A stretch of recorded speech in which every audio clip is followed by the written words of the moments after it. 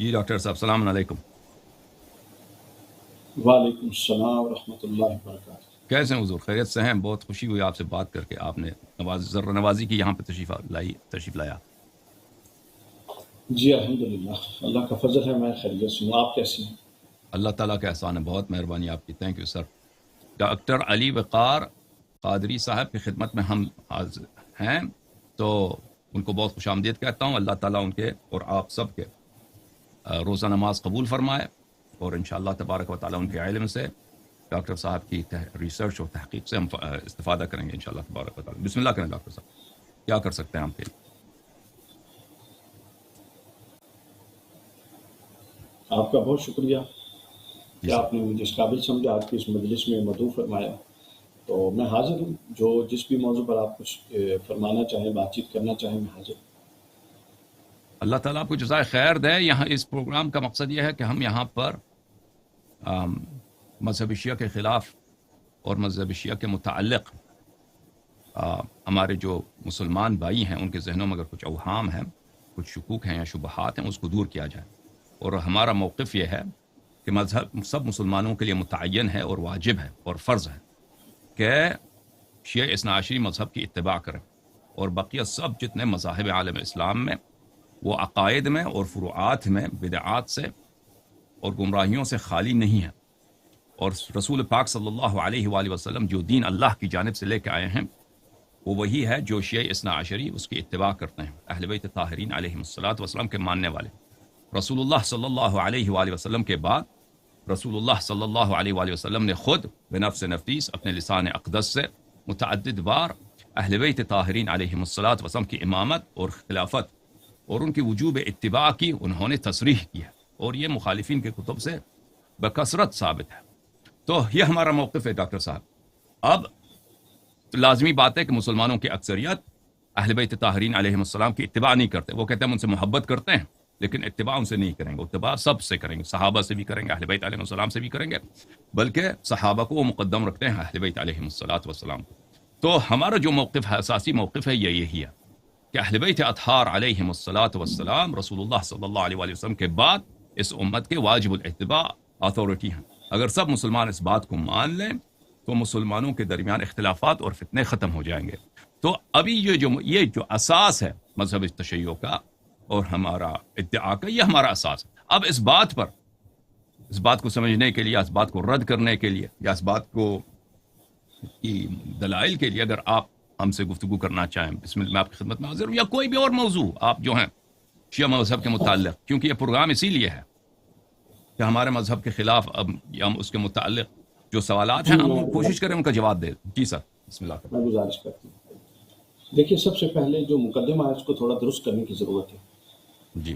مجھے اندازہ نہیں ہے کہ آپ میرے یوٹیوب چینل یا میرے افکار و نظریات جو اہل اسلام کے حوالے سے ہیں اور اسلام کا جو ایک وسیع تر تصور میرے افکار و نظریات پر مبنی ہے، مجھے نہیں معلوم کہ آپ یوٹیوب چینل سے ان سے صحیح طور پہ اویئر ہیں یا نہیں ہیں، یا جو مسالک ہیں، مسالک سے مراد میری موجودہ مسلک کا جو ایک تشخص ہے، وہ بریلوی ہو، وہ دیوبندی ہو، وہ اہل تشیع ہوں، وہ اہل حدیث ہوں، جتنے بھی یا علاوہ اس کے کوئی ہوں، موجودہ جو تشخص ہے، موجودہ جو اس وقت ہمارے سامنے جو صورتحال موجود ہے، ان سے متعلق جو میری آراء ہیں اور میرے افکار ہیں، مجھے نہیں معلوم کہ آپ صحیح طور پہ اس سے اویئر ہیں کہ نہیں.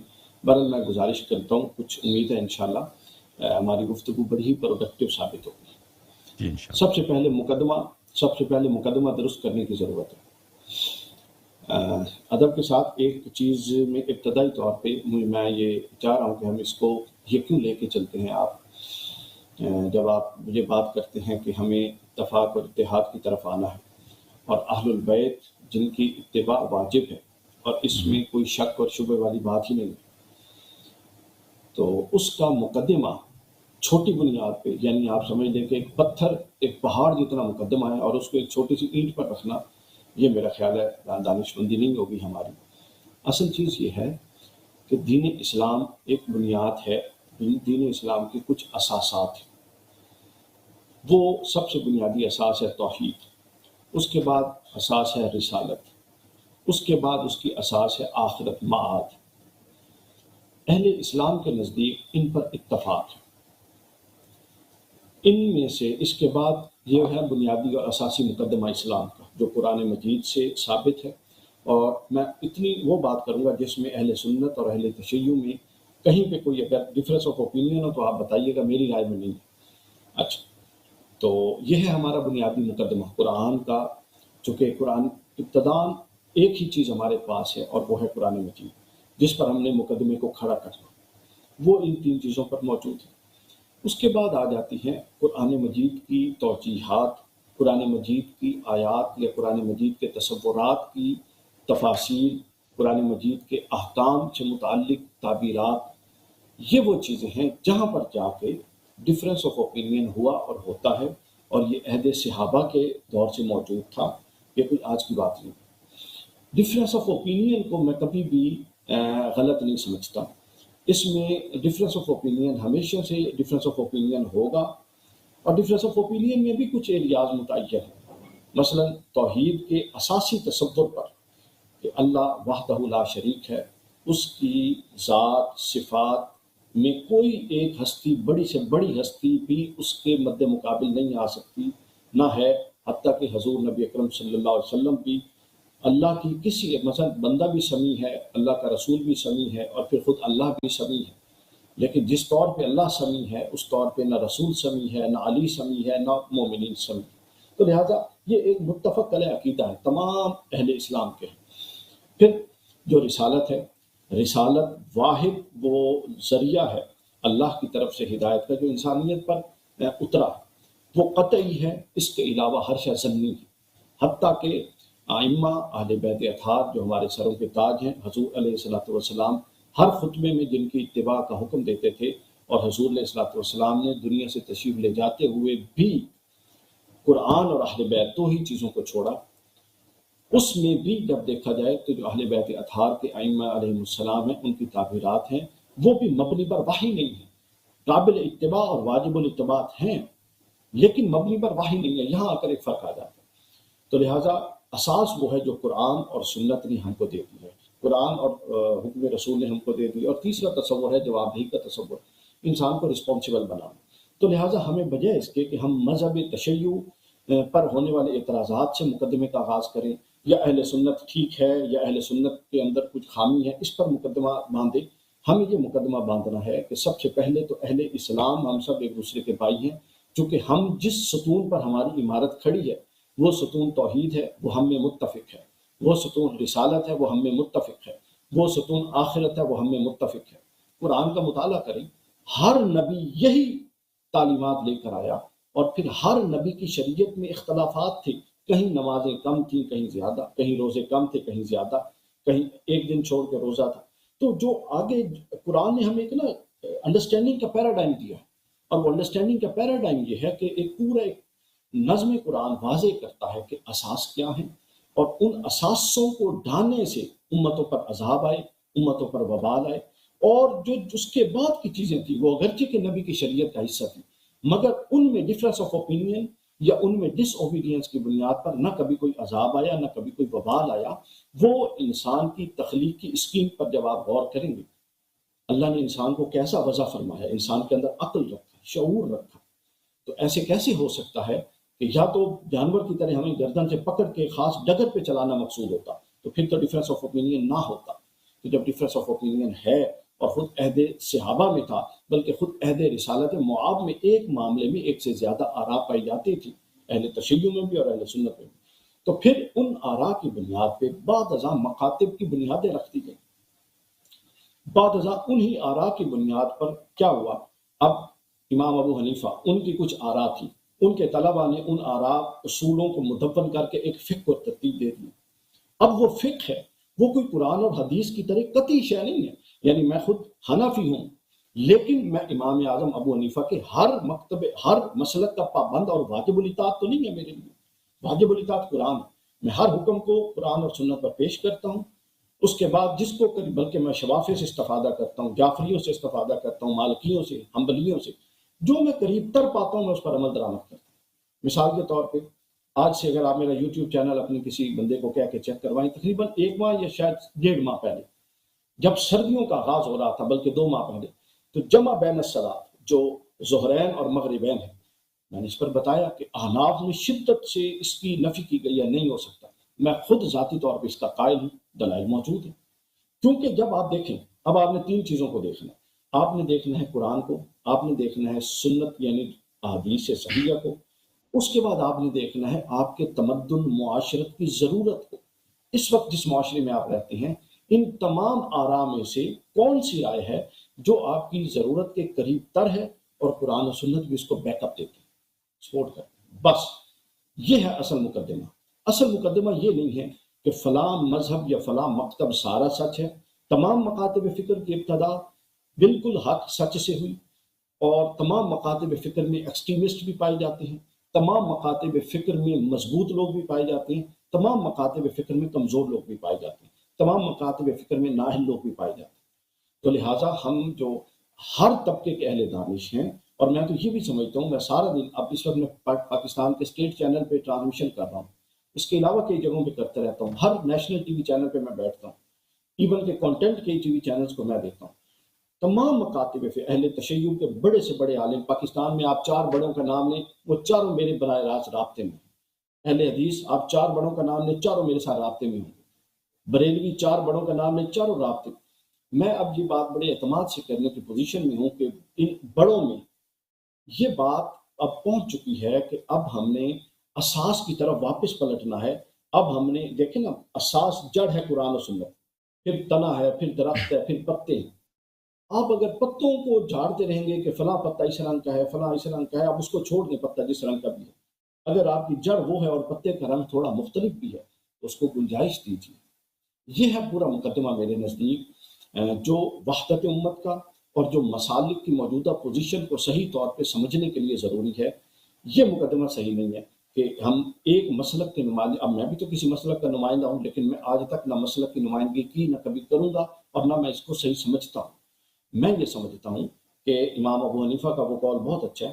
امام ابو حنیفہ فرماتے ہیں کہ میرا ہر عمل درست ہے غلطی کے اعتماد کے ساتھ، اور میرے مد مقابل کی ہر رائے غلط ہے درستی کے اعتماد کے ساتھ، کیونکہ معصوم کوئی نہیں ہے، ان میں معصوم کوئی بھی نہیں ہے۔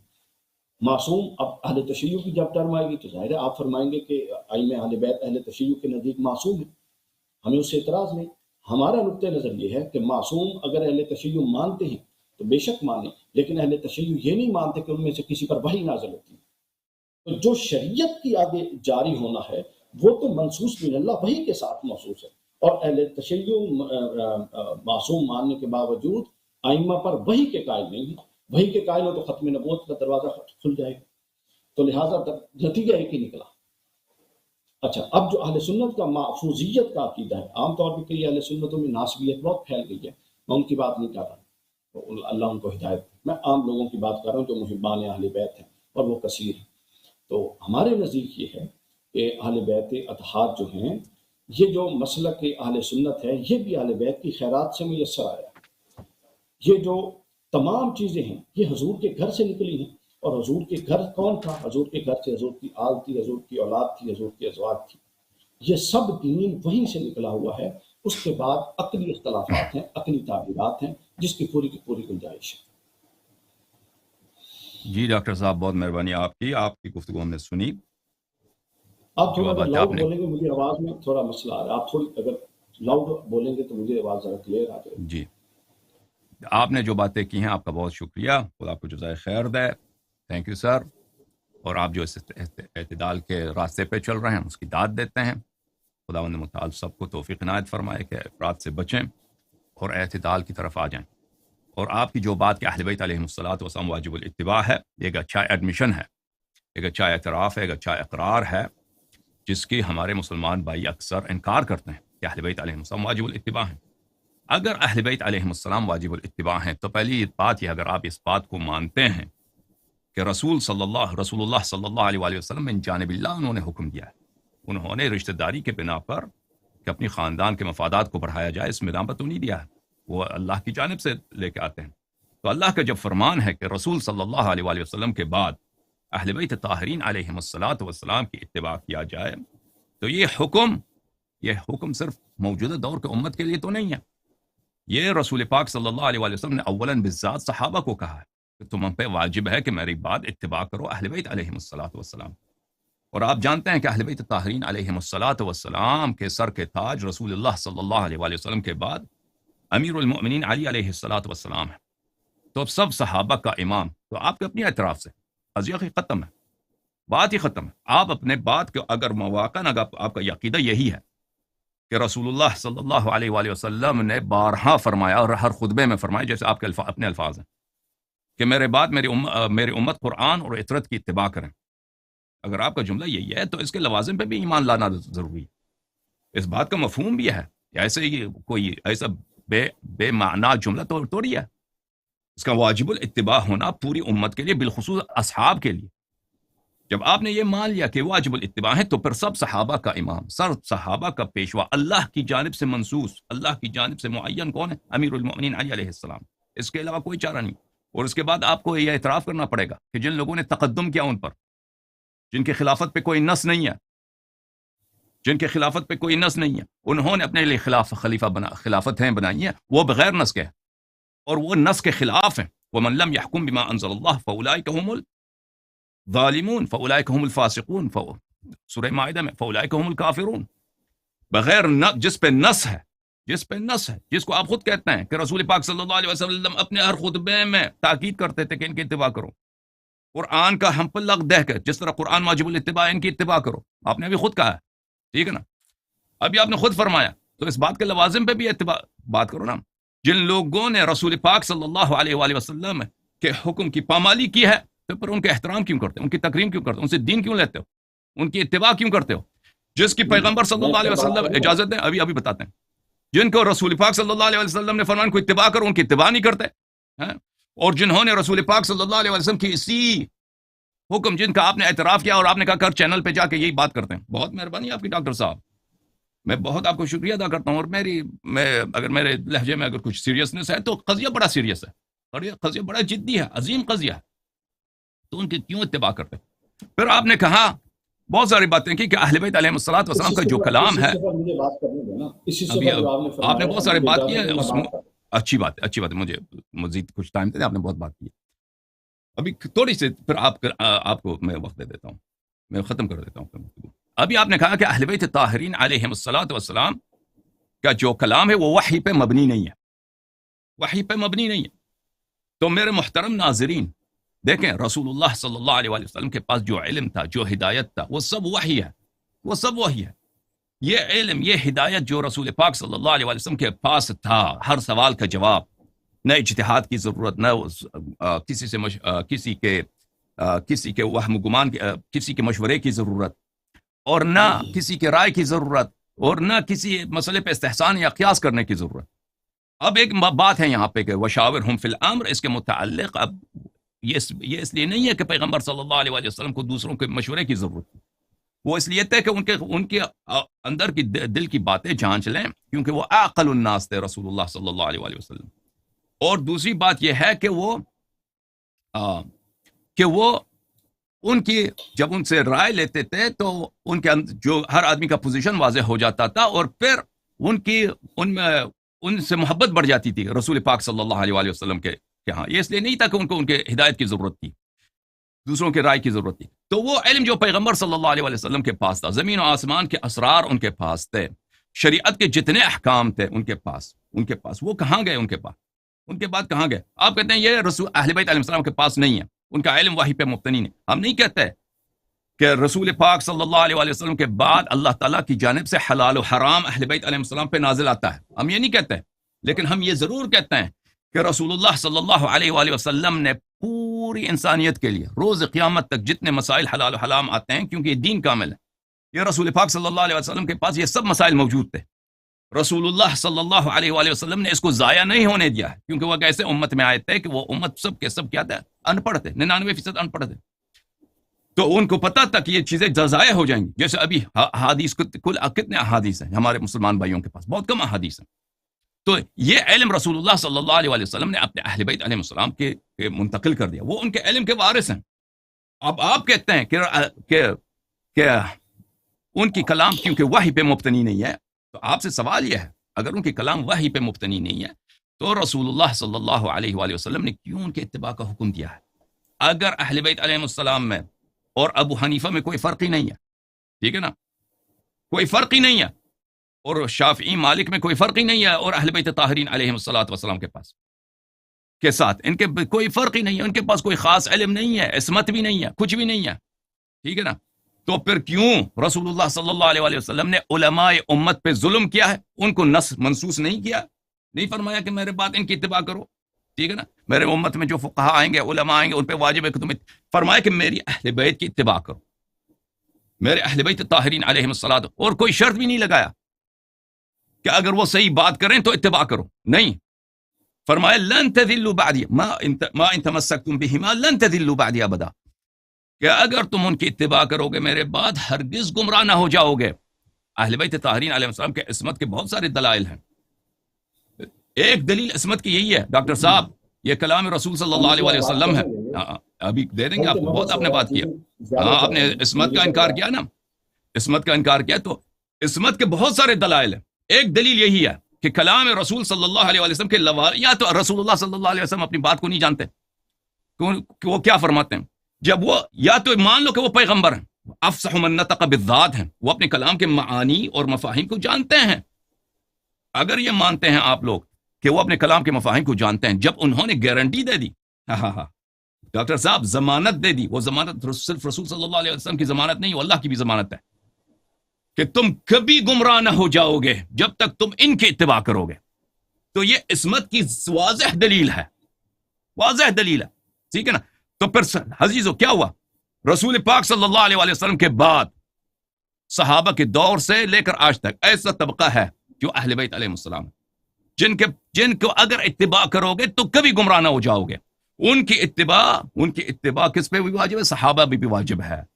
تو عزیزو جب اگر یہ بات واقعا مان لیا جائے تو پھر اس کے بعد یہ کوئی گنجائش ہی نہیں رہتی کہ بھائی شیعہ مذہب میں بھی کچھ صحیح باتیں ہیں، حنفی میں بھی کچھ صحیح باتیں ہیں، ہم تو ان سے بھی کچھ لیں گے، ان سے بھی کچھ لیں گے، نیا مذہب بنائیں گے، تو پھر ان باتوں کی کوئی گنجائش نہیں رہے گی۔ پھر دیکھا جائے گا کہ ہر مسئلے میں رسول اللہ صلی اللہ علیہ وسلم کا کیا فرمان ہے، قرآن کا کیا فرمان ہے، اور اہل بیت طاہرین علیہ السلام جن کی اگر اتباع کرو گے کبھی گمراہ نہ ہو جاؤ گے، اس کی ضمانت کس نے دیا؟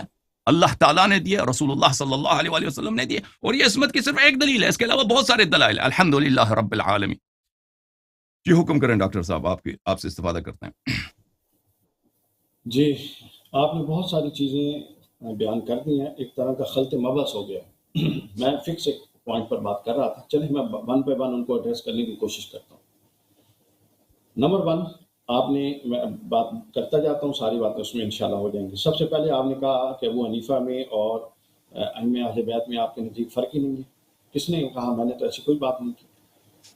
ائمہ اہل بیت کی قدموں سے یہ باقی فقہ نکلے ہیں، اور ائمہ اہل بیت کی تعلیمات سے یہ سب کچھ نکلا ہے، تو یہ بات میں نے نہیں کی، اس کی آپ اصلاح فرما لیجیے۔ میں نے یہ بات بالکل نہیں کی کہ امام شافعی، محمد بن حنبل، امام مالک، یہ اور ائمہ اہل بیت میں کوئی فرق نہیں۔ ائمہ اہل بیت میں اور ان میں فرق ہے، یہ ائمہ اہل بیت کے قدموں میں بیٹھ کے سیکھنے والے لوگ ہیں، اور خود امام ابو حنیفہ کا اس حوالے سے قول بھی معروف ہے۔ یہ بات ختم ہو گئی۔ دوسری بات آپ نے یہ فرمائی وشاورہم فی الامر، جو قرآن مجید کی آیت ہے، اس کی آپ نے جو تعبیر کی وہ بڑی گول مول کر کے اس سے گزرنے کی کوشش کی ہے۔ تو اس سے مراد یہ تھی، اس سے مراد یہ نہیں تھی، یہ قرآن کی نص ہے، اور قرآن مجید نے حکومت سازی کے حوالے سے، اب آپ نے جو کہ بات براہ راست آپ خلافت پر لے آئے ہیں تو میں بتا دیتا ہوں، قرآن مجید نے حکومت سازی کے حوالے سے کوئی پیٹرن ہمارے سامنے نہیں رکھا، یہ بات ذہن میں رکھ لیجیے۔ آپ نے اپنی گفتگو میں ہدایت، خلافت، امامت اور سیاست، ان چار جو الگ الگ ٹاپکس ہیں، ان کو خلط مبحث کر کے ملا دیا، ایک حصہ ادھر سے لیا، ایک حصہ ادھر سے لیا، ایک حصہ ادھر سے لیا، اور ان کو جوڑ کے ایک نیا تصور وضع کر دیا۔ ایسا نہیں ہے۔ ہدایت ایک الگ پیراڈائم ہے پورا کا پورا، خلافت ایک الگ پیراڈائم ہے، امامت الگ پیراڈائم ہے، اور سیاست الگ پیراڈائم ہے۔ سب سے پہلے جو آپ نے وشاورہم فی الامر کی تعبیر کی، آپ خود اپنی ریکارڈنگ سنیے گا، آپ نے اس سے بالکل یوں گزرنے کی کوشش کی ہے۔ وہ نہیں نبی تھے، ان کو کسی کی ہدایت کی ضرورت نہیں تھی، یہ بات آپ اور مجھ سے زیادہ اللہ کو پتہ ہے کہ ان کو ہدایت کی ضرورت، کسی سے ڈکٹیشن کی ضرورت نہیں۔ اس کے باوجود نص قرآنی ہے وشاورہم فی الامر، اہم امور میں مشاورت کرے، یہ سنت کو جاری کرنے کے لیے تھا۔ یہ سن لیجیے، رسول اللہ کو اس کی حاجت ہرگز نہیں تھی، لیکن ضروری نہیں ہے کہ ہر حکم رسول اللہ کے لیے ہو۔ بعض احکام ایسے ہیں جو رسول اللہ نے بطور سنت جاری فرمانے تھے، اس کی رسول اللہ کو حاجت نہیں تھی، تو یہ وشاورہم فی الامر سنت کے طور پہ جاری فرمایا، اور اس سے سنت جاریہ جو قرآن مجید کی نص سے ثابت ہے، اس پر خلافت کا انعقاد ہوا، نمبر 1۔ نمبر 2، جس طرح رسول اللہ صلی اللہ علیہ وسلم نے فرمایا کہ اپنا کیا قرآن دوبارہ مجید فرمائیں، میں دوبارہ تمہیں دو فرمائیں چیزیں چھوڑ جا رہا ڈاکٹر صاحب، شاور ہم فی میری بات الامر سے، مکمل ہونے دیں، میری نہیں بات ذرا آپ مکمل، نہیں میری نہیں بات شاور ہم فی مکمل ہونے الامر دیں سے نا، خلافت کا کیا تعلق ہے؟ دوبارہ میری بات تو اس کا مکمل توضیح دے ہونے دیں نا، دیجیے، پھر سمجھ آ جائے گا، میری بات مکمل ہونے دیں، پھر سمجھ آ جائے گا کیا تعلق ہے۔ دوسری آپ میری سمجھا بات دینا، یہ ہے، اس کا توضیح دے دیں کہ اس کا خلافت سے کیا میں تعلق ہے۔ وہی عرض کرنا میں وہی عرض کرنے لگا ہوں۔ تو وہ شاورہم فی الامر کس لیے تھا پھر، اگر خلافت سے اس سے تعلق نہیں تھا؟ بات سن لیجیے، اللہ کے رسول نے جہاں پر حدیث ثقلین فرمائی کہ میں تم میں اہل بیت اور قرآن چھوڑ کے جا رہا ہوں، وہیں پہ فرمائی علیکم بسنتی و سنت الخلفاء الراشدین المہدیین، میری اتباع کرنا اور میرے بعد ان خلفاء کی جو راہ حق پر رہیں گے۔ ہم اہل سنت حضرت ابوبکر صدیق سے لے کر حضرت امام حسن علیہ السلام تک، جو نص بخاری، مسلم اور بہت ساری اہل تشیع کتب میں بھی غالباً یہ موجود ہوگی، جو 30 سالہ خلافت کا اشارہ تھا، اور اس کے بعد وہی ایک بندہ، جس طرح حضرت ابوبکر ظاہراً ایک بندے تھے، ظاہراً حضرت عثمان ایک تھے، ظاہراً حضرت عمر، حضرت علی ایک انسان تھے ظاہراً فرنٹ پہ، اسی پیراڈائم میں جب ملوکیت کا دروازہ کھلتا ہے امام حسن کے بعد، تو ہم اس کو اون ہی نہیں کرتے، ڈس اون کرتے ہیں۔ تو آخر وہ کوئی تو اصول تھا نا، جس اصول کی بنیاد پہ ہم اس کو اون کر رہے تھے، وہ اصول کیا تھا وہ سن لیجیے۔ قرآن نے 4 اصول بتائے ہیں، اصول سیاست، جس پر قرآنی نظام حکومت اور اسلامی نظام حکومت اور نبوی نظام حکومت کھڑا ہوگا۔ پہلا فرمایا امانتیں اپنے اہلوں کے سپرد کریں، دوسرا فرمایا نظام صلاۃ اور نظام زکوٰۃ قائم کریں، تیسرا فرمایا امر بالمعروف و نہی عن المنکر کا اہتمام ہو، اور چوتھا فرمایا کہ وشاورہم فی الامر، تمام اہم امور میں مشاورت ہوگی۔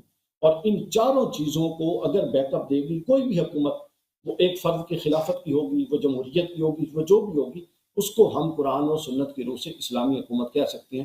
قرآن نے کوئی ایسا بنا کے وضع نظام ہمارے سامنے نہیں رکھ دیا حکومت کا کہ آپ نے یہ کرنا ہے۔ پہلی بات یہ ہے کہ یہ وشاورہم فی الامر یہ تھا، اور تصور سیاست یہ تھی۔ دوسرا آپ نے کہا خلافت منسوس نہیں ہے، بالکل نہیں ہے، خلافت کو منسوس کون مانتا ہے؟ یہ تو ایک حادثاتی انداز سے ہوئی، لیکن جب اس پر اجماع ہو گیا، اتفاق ہو گیا، امت کی اکثریت اس میں شامل ہو گئی، حتیٰ کہ حضرت مولا کائنات حضرت علی نے، جو علی جا کے بعد ازاں اہل شام کے خلاف تلوار اٹھا سکتا ہے، اس علی کی تلوار اس وقت کہاں تھی جب ابو بکر خلیفہ بنے، عمر خلیفہ بنے، عثمان خلیفہ بنے، اور یہ 4 راتوں کا قصہ نہیں ہے، یہ 4 دہائیوں کا قصہ ہے۔ اگر حضرت علی نے اس کو ڈسون کیا ہوتا، کوئی ایک اہل سنت، اہل تشیع کی ٹوٹی موٹی کمزور باتوں کے علاوہ مضبوط بات بتائیں کہ حضرت علی نے یہ مضبوط اقدام کیا تھا خلافت راشدہ کے خلاف، وہ اس کو ڈسون کرتے تھے۔ بالکل نہیں ہے، یہ بالکل فضول بات ہے، حضرت علی نے اس کو ڈسون نہیں کیا۔ ہاں آپ یہ کہہ سکتے ہیں حضرت علی کو، حضرت علی کی اپنا حضرت علی حقدار تھے، یہ تو میں بھی کہہ سکتا ہوں، اس میں کون سی حرج والی بات ہے؟ حضرت علی موسٹ ڈیزرونگ تھے، یہ تو میں بھی کہہ سکتا ہوں، اس میں کون سی حرج والی بات ہے؟ لیکن ان چیزوں سے خلافت راشدہ کا باطل ہونا نہیں، معیار حضرت علی ہیں، حضور نے حضرت علی کو معیار بنایا۔ مجھے ایک ایسا اقدام بتائیے، کمزور باتیں نہیں کرنی، حضرت علی نے خلافت راشدہ کے خلاف فلاں اقدام کیا، امام حسن نے خلافت راشدہ کے خلاف فلاں اقدام کیا، امام حسین نے خلافت راشدہ کے خلاف فلاں اقدام کیا، حضرت علی کے وہ صحابی جن کو اہل تشیع بھی مانتے ہیں، حضرت سلمان، حضرت مقداد بن اسود اور باقی تمام، انہوں نے خلافت راشدہ کے خلاف کیا اقدام کیا؟ کنسیڈریبل اقدام بتائیے۔ انفرادی آراء، سیاست میں اتفاق یا اختلاف یہ چلتا رہتا ہے، یہ آپ سوال نوٹ کر لیجیے۔ اگلی بات ہے یہ اس کے بعد آپ نے ائمہ کی عصمت کو اتباع سے جوڑا، ٹھیک ہے، اتباع۔ اب مجھے ایک بات بتائیے، میرا یہ دعویٰ ہے کہ ہم ائمہ اہل بیت کی اتباع کرتے ہیں، اب آپ کے مطابق اتباع ہو یہ کہاں سے ثابت ہوگا؟ میں کہتا ہوں کہ مولا علی پر تو میری جان قربان، امام حسن اور امام حسین پر، اور ان کی جو روایات اور جو ان کے اقوال ہم تک صحیح سند سے پہنچے ہیں وہ ہمارے سر آنکھوں پر۔ اب آپ ہمیں باؤنڈ کریں کہ نہیں، حضرت علی اور مولا کائنات اور اہل بیت کا مذہب اور اہل بیت کی آراء صرف وہ ہیں جو آپ کے پاس ہیں، اس کی تو آپ کے پاس بھی دلیل کوئی نہیں، بلکہ اہل سنت میں تو روایت کے اہتمام کا آپ کو پتہ ہے کس طرح سے ہے، اور اہل تشیع میں آپ کبھی جائیں اپنی مجالس میں، وہاں تو شرک سے بات شروع کر کے شرک پہ ختم کرتے ہیں، اور وہاں تو ہوتا یہ ہے کہ حضرت امام حسین علیہ السلام کی شہادت کا تذکرہ کرتے ہوئے یا بڑے بڑے شعراء ہیں، شوکت رضا شوکت اور فلاں ٹھمکا، آپ جانتے ہیں سب کو، سر وہ جس طرح کا ان پر شعر کی آمد ہوگی وہ پورا واقعہ کربلا اس کے مطابق ڈھال دیتے ہیں. موضوع روایات جتنی وہاں پر بیان ہوتی ہیں میں نے ان کانوں سے سنی ہیں. ایک بندہ کہتا ہے کہ اگر علی ید اللہ ہے، اگر علی عین اللہ ہے، ٹھیک ہے، اللہ کے ہاتھ علی کا ہاتھ، اللہ کا چہرہ علی کا چہرہ، تو تھوڑا تھوڑا کر کے مانتے ہو، کٹھے ہی مان لو علی اللہ ہے.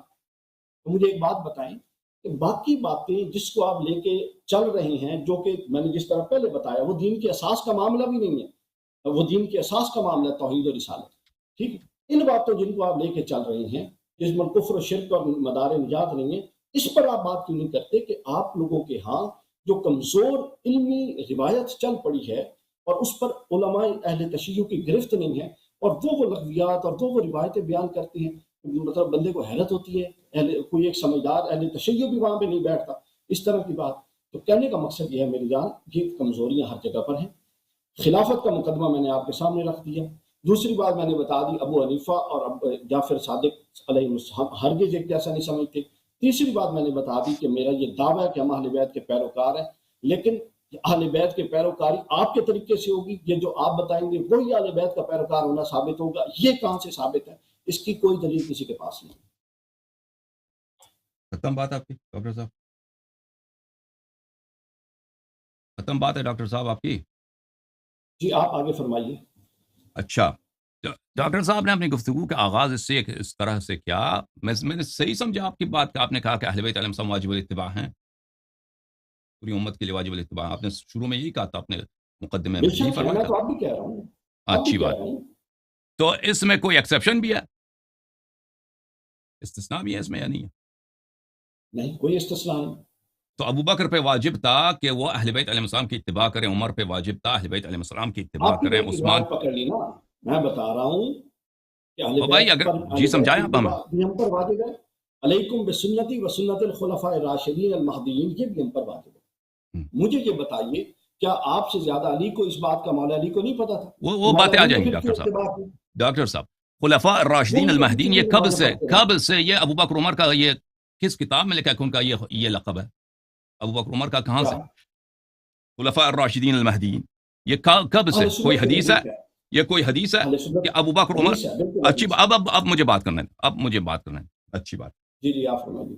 جی، اگر ہم مان بھی لیں نا کہ علیکم بسنتی و سنت الخلفاء الراشدین المہدیین، تو آپ کے پاس جو اہل بیت علیہم السلام، یہ تو ایک حدیث ہے، جو اہل بیت الطاہرین علیہم السلام جن کی اتباع سب امت پہ واجب ہے.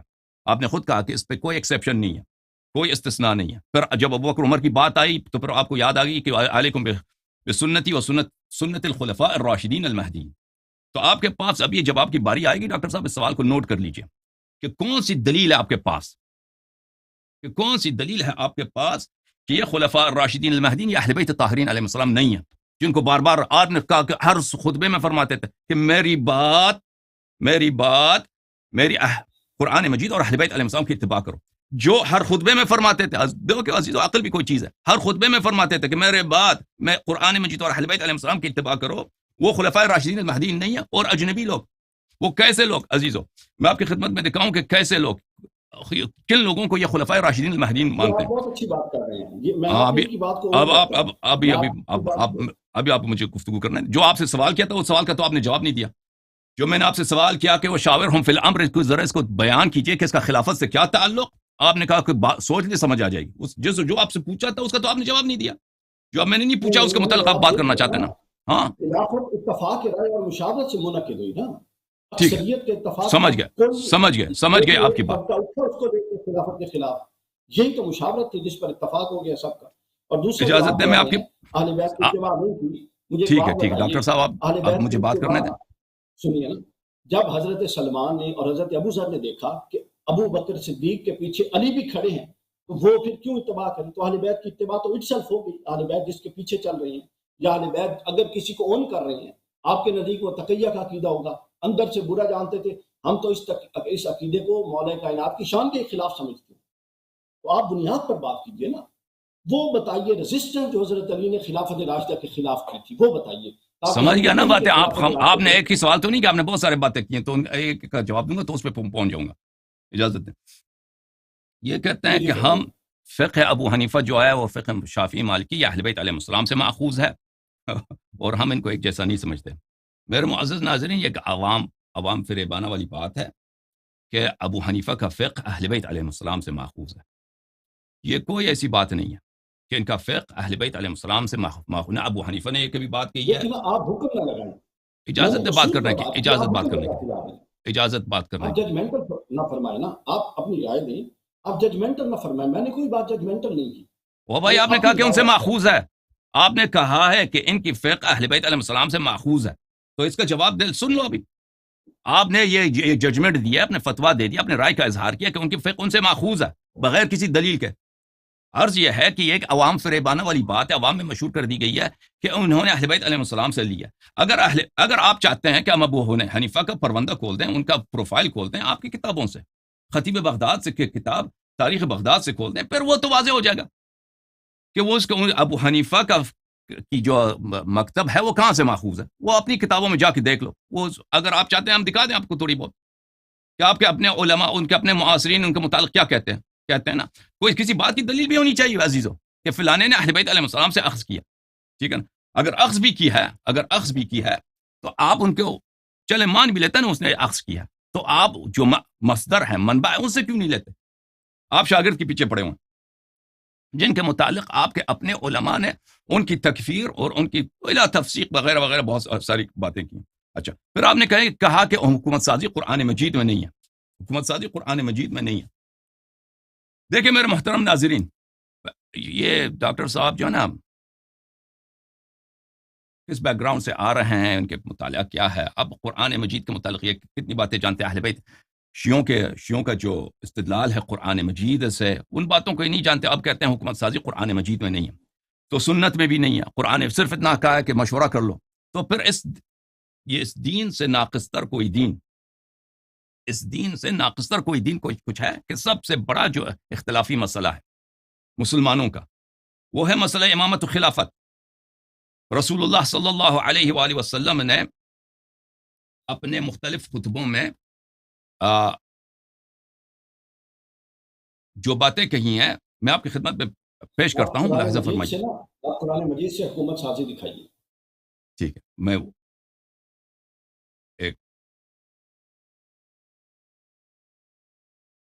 آپ کی خدمت میں کچھ عرض کروں. یہ کتاب ہے مسند احمد ابن حنبل، جزء الخامس والثلاثون چھاپ. اور بھائی صاحب آپ نے بہت ساری باتیں کی ہیں نا، آپ نے بہت ساری باتیں کی. ڈاکٹر صاحب آپ ایک منٹ، مجھے بھی بات کرنے تھا نا. اس طرح نہیں ہے کہ آپ جب مرضی آپ میری بات کاٹ دیں. ڈاکٹر صاحب پلیز آپ الکافی اٹھاتا ہوں جس میں روایت موجود ہے کہ قرآن صحیح نہیں ہے، وہ تو پھر بحث ہے نا. قرآن کی بات ہو رہی ہے، آپ قرآن سے دکھائیے. یہ حکومت سازی قرآن میں موجود ہے. بس بھائی میں آپ کو عائشہ کا قول دکھا دوں. اصول موجود ہے. اب عبداللہ ابن عمر کا قول، قرآن میں واضح کہا ہے یہ حکومت سازی یوں ہوگی. ڈاکٹر صاحب اب آپ میری بات تسلی سے سن لیجیے. آپ نے بہت ساری باتیں کہیں تاکہ میں ان کا جواب دے دوں. میں نقطہ بہ نقطہ آتا ہوں. اگر اس کے آپ نے جو سوالات مطرح کیا نا، اب ایک آدمی میرے سامنے آئے ہیں ڈاکٹر صاحب، انہوں نے 6-7 مختلف ٹاپکس پہ ٹچ کیا ہے. اب ان کی دل بدل گیا، کہتا ہے ایک اور مسئلہ بھی میرے پاس ہے. تو ٹھیک ہے، آپ کو وہ مسئلہ قرآن والی مسئلہ وہ اس کو لائن میں ہم رکھتے ہیں، لیکن پہلے جو آپ نے سوالات طرح کیے مجھے ان کا جواب دینے تھے. ٹھیک ہے ڈاکٹر صاحب، صحیح ہے؟ اوکے. اچھا، آپ نے ابھی کہا کہ کلینی نے کہا کہ قرآن صحیح نہیں ہے. تو آپ کی خدمت میں عرض کروں، جب آپ کی مرضی بنے نا تو آپ آ جائیے میرے پاس. میں آپ کو دکھاتا ہوں کہ عائشہ کا قول، عبداللہ ابن عمر کا قول، عمر ابن خطاب کا قول بخاری مسلم میں قرآن کا ناقص ہے. ابی ابن کعب کا قول وغیرہ وغیرہ کا قول کہ قرآن بری طرح سے ناقص ہے، وہ میں آپ کو دکھا دوں گا. لیکن آپ کو شاید ان باتوں کا اندازہ نہیں ہے. شیعہ باتوں کا موقف کا مجھے پتہ چل رہا ہے آپ کی باتوں سے کہ بالکل آپ کو اندازہ نہیں ہے ہمارے مواقف کا. یہ کتاب ہے مسند احمد ابن حنبل، جزء الخامس والثلاثون. یہاں پہ ملاحظہ فرمائیے صفحہ نمبر 222 جلد نمبر 35 میں یہ حدیث صحیح، اس میں حدیث میں فرمایا لغیر الدجال اخوفنی علی امتی. دجال میرے لیے زیادہ اتنا خوفناک نہیں ہے. دجال کے علاوہ میرے نزدیک زیادہ خوفناک ہے. بھلے قلت یا رسول اللہ ما هذا الذي غیر الدجال اخوفك على امتك. میں نے عرض کیا کہ یا رسول اللہ کون ہے وہ تو دجال سے بھی زیادہ آپ اس سے خوفناک ہے اپنی امت کے لیے. فرمایا ائمۃ مضلین، گمراہ کنندہ امام جو ہیں ان سے میں زیادہ ڈرتا ہوں. تو یہ حدیث بہت ساری مصادر میں موجود ہیں اور اس کی سند بھی صحیح ہے. آپ کی خدمت میں عرض کروں کہ البانی وغیرہ نے بھی اس کی تصحیح کیا. تو آپ فرماتے ہیں کہ حکومت سازی کا کوئی چیز قرآن میں نہیں ہے, سنت میں بھی نہیں ہوگی, پھر وہی صرف یہی ہے کہ علیکم کہ مشورہ کر لو, مشورہ اتنا ہی ہے آپ کے پاس. اگر نہیں ہے تو پھر قرآن ہی ناقص ہے آپ لوگوں کے نزدیک اور سنت بھی ناقص ہے.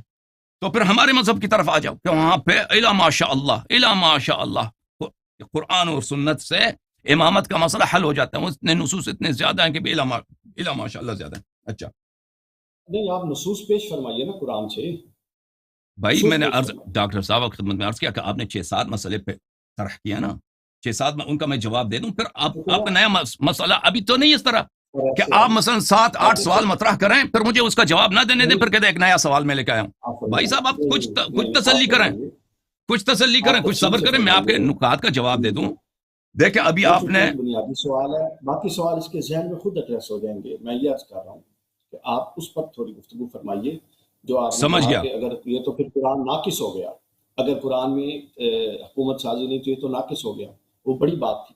تو لہٰذا اس سے چلیے, میرا خیال ہے اگر وہ ہو جائے حل تو باقی مسئلے ہم جلدی حل کریں. اوکے ڈاکٹر صاحب, آپ نے جو مسائل ابھی طرح کیے ہیں وہ کوئی اس سے پہلے آپ نے کہا کہ یہ حدیث سنت علیکم بسنتی و سنت الخلفاء الراشدین المہدیین, میں نے ابھی اس کا جواب نہیں دیا, مجھے اس کا جواب دینے دو. آپ نے کہا کہ خلافت منسوس ہے ہی نہیں, آپ نے فرمایا مجھے اس کا جواب دینے دو ان نکات کا. آپ نے کہا کہ علی علیہ السلام نے ابو بکر کے خلاف کیوں تلوار نہیں اٹھایا, اہل بیت علیہ السلام نے ابو بکر کے خلاف کیوں نہیں تلوار اٹھایا, مجھے اس کا جواب دینے دو. آپ نے کہا کہ شیعہ مجالس میں شرکیہ باتیں ہوتی ہیں اور آپ شیعوں کے پاس صحیح حدیث نہیں, ہمارے پاس صحیح احادیث ہیں. مجھے ان باتوں کے جواب دینے دو, پھر تم لے کے سوال لے کے آؤ نا. اس بات کو آپ کی ایک دفعہ جواب دے چکا ہوں بھائی صاحب کہ آپ تسلی کریں. اس طرح نہیں ہوتی کہ آپ ہر 2 منٹ کے بعد میرے بات کے بیچ میں پڑھیں نا, آپ تسلی کریں, آپ میری بات کو غور سے سنیں.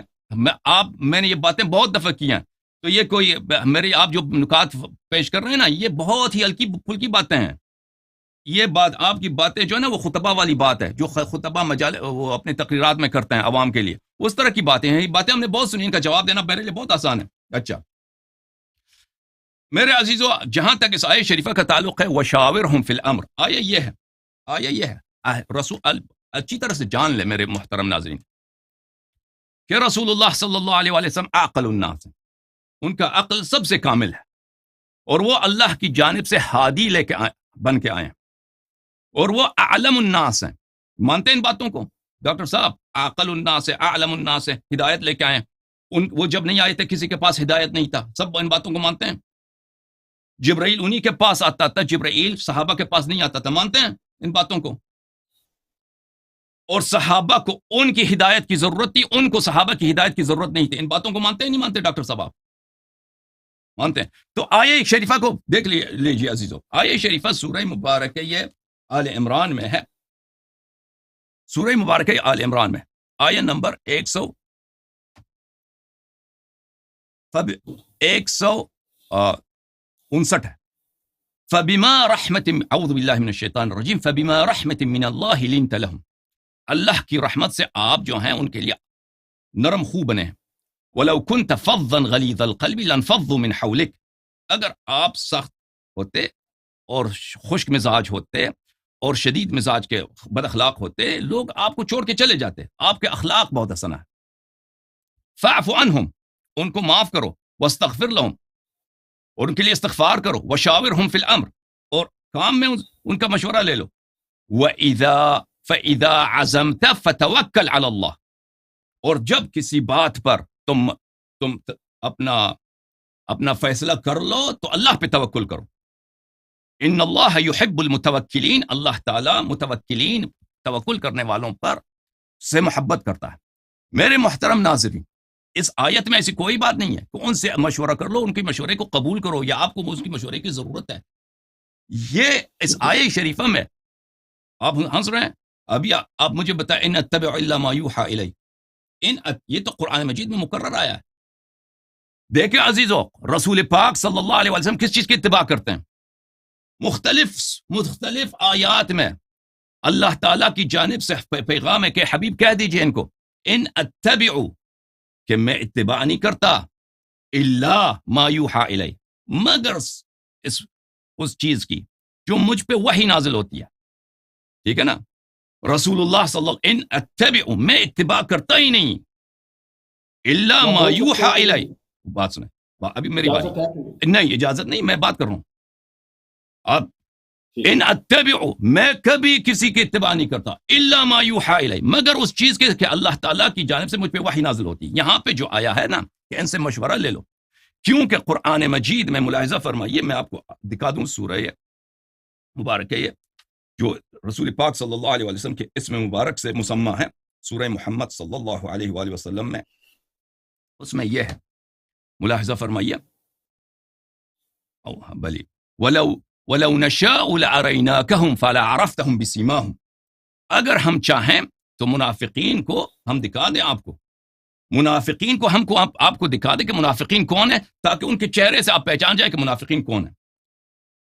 وَلَا تَعْرِفَنَّهُمْ فِي لَحْنِ الْقَوْلِ لیکن آپ ان کو جانتے ہیں ان کے لحن قول سے. منافق کی پہچان کہاں سے ہوتی ہے؟ اس کے بات کرنے سے پتہ چل جاتا ہے. جب وہ مشورہ دیتا ہے بات کرتا ہے تو اس سے منافق کی پہچان ہوتی ہے. وَاللَّهُ يَعْلَمُ أَعْمَالَكُمْ اللہ تعالیٰ آپ کے اعمال کو جانتا ہے. تو پتہ یہ چلا میرے معزز ناظرین نہایت اختصار کے ساتھ وَشَاوِرْهُمْ فِي الْأَمْرِ یہ حکومت سازی کی کوئی بات ہی نہیں ہے. اس میں یہ ہے کہ رسول اللہ صلی اللہ علیہ وسلم سے حکم ہے کہ وہ صحابہ جو گناہکار ہیں وَاعْفُ عَنْهُمْ وَاسْتَغْفِرْ لَهُمْ. یہ بھائی یہ وَاعْفُ عَنْهُمْ کس کے عفو کس سے کیا جاتا ہے؟ ڈاکٹر صاحب مجھے بتائیں عفو گناہکار کی جاتی ہے نا جس نے کوئی خطا کی کوئی غداری کیا. وَاعْفُ عَنْهُمْ ان کی استغفار کرو ان کو معاف کرو غلطیاں ہوں گئی ان سے. وَشَاوِرْهُمْ فِي الْأَمْرِ آپ طیب القول آپ لین المزاج آدمی ہیں. آپ فَبِمَا رَحْمَةٍ مِّنَ اللَّهِ لِنْتَ لَهُمْ آپ مزاج جو ہے نرمی ہے ان سے مشورہ کیجئے. فَإِذَا عَزَمْتَ بن نہیں رہی فَتَوَكَّلْ عَلَى اللَّهِ. حضرت بات بن نہیں رہی آپ کوشش بہت کر رہے ہیں لیکن بات بن نہیں رہی. اوکے اب آپ کی باری جب آئے گی نا آپ رد کیجئے. صحابہ معصوم نہیں تھے. آپ کی باری جب آئے گی تو کہا گیا کہ ان کے لیے استغفار بھی کیجئے اور ان سے مشاورت بھی کیجئے. اس کی وہ تعبیر درست ہے جو میں نے کر دی ہے. میں نے یہ فرمایا ہے کہ رسول کا ہر عمل دیکھیں آپ میری بات کے بیچ میں آ گئے نا جب آپ کی باری آ جائے گی تو آپ گفتگو کر لینا. تو رسول اللہ صلی اللہ علیہ وسلم کہنے کا مقصد یہ ہے کہ اس آیت میں کوئی ایسا حکم نہیں ہے کہ رسول اللہ یہ آپ ثابت ہی نہیں کر سکتے. آپ یہ فرمائیں آپ مجھے دکھائیں کہ اس آیت میں کہاں ہے کہ ان کی مشورے کو مان لو. آپ مجھے دکھائیں. نہیں یہ کون کہہ رہا ہے مان لو. مشورہ کرنے کا حکم کس لیے ہے؟ مشورہ کرنے کا حکم دیا ہے لیکن ماننے کا حکم نہیں دیا. ٹھیک ہے نا میرا بھی یہی تھا. میرا بھی سنت اس کو جاری کرنے کا حکم دیا ہے. بطور سنت اس کو جاری کروایا ہے. سنت رسول بنا کے جو رسول جس کا قلب مبہت وحی ہے جس کے دل پر وحی آتی ہے اس کو بھی کہا ہے کہ آپ اہم امور میں مشورہ کریں. آپ کو احتیاج نہیں ہے لیکن آپ کے بعد مشاورت آپ کی سنت کے طور پہ جاری ہو جس کی بنیاد پہ یہ آگے اہم سمجھ گیا ڈاکٹر صاحب سمجھ گیا. پلیز اس طرح گفتگو نہیں ہوتی ہے.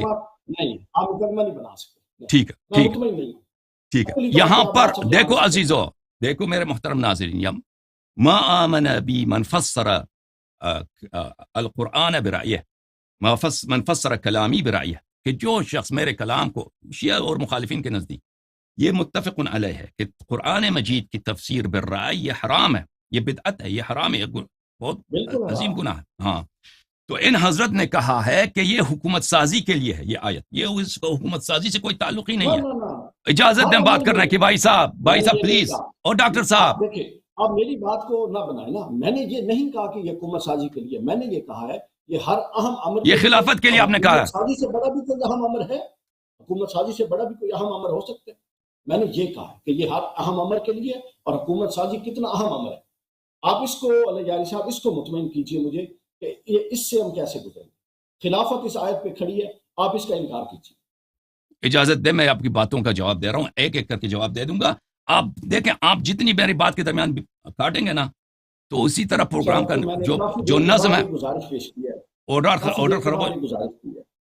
اجازت دیں مجھے میری بات ختم ہو جائے ڈاکٹر صاحب. جیسے میں نے آپ کی بات تحمل سے سنی ہے میں نے آپ کی بات کو نہیں کاٹا ہے آپ بھی صبر کیجئے بھائی صاحب. میری بات ختم ہو جائے نا میرے سب سمجھ جائے میری بات خراب ہے. آپ یہ جو ہے نا اپنے نزدیک وہ مان لیں اسٹیبلش کر لیں کہ میری ساری باتیں خراب ہیں. میں مان لیا میری باتیں خراب لیکن سن لو اچھی بات ہے. تو یہاں پر میرے معزز ناظرین یہاں پہ اس کا حکومت وغیرہ سے خلافت سے کوئی تعلق ہے ہی نہیں اس آیت کا کہ انہوں نے کہا یہ تعلق ہے. اگر دیکھیں پھر یہ کہتے ہیں کہ ہم لوگوں نے اس کو بنا دیا، ایک سیرہ بنایا کہ حکومت بنانے کے لیے مشورہ کریں گے، کیونکہ ابو بکر کی خلافت پہ کوئی نص نہیں ہے. سمجھ میں آئی نا بات آپ کو؟ ابو بکر کی خلافت پہ کوئی نص نہیں ہے، عمر کی خلافت پہ بھی کوئی نص نہیں ہے، عثمان کی خلافت پہ بھی کوئی نص نہیں ہے. تو ان کے حکومت بنانے کا طریقہ کیا بنا؟ کوئی طریقہ ہے ہی نہیں. کہتا ہم نے مشورہ کیا.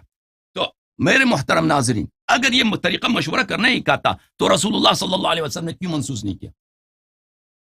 کیوں نہیں فرمایا کہ میرے بعد تمہارا امام کون ہوگا؟ اپنے اور خطبے میں فرماتے ہیں کیونکہ انہوں نے خود فرمایا کہ میں جس چیز سب سے زیادہ ڈرتا ہوں، دجال سے بھی اس کا فتنہ زیادہ ہے، دجال سے بھی فتنہ اس کا عظیم تر ہے. وہ کون ہے؟ میرے بعد جو امام آئیں گے گمراہ کریں گے آپ کو.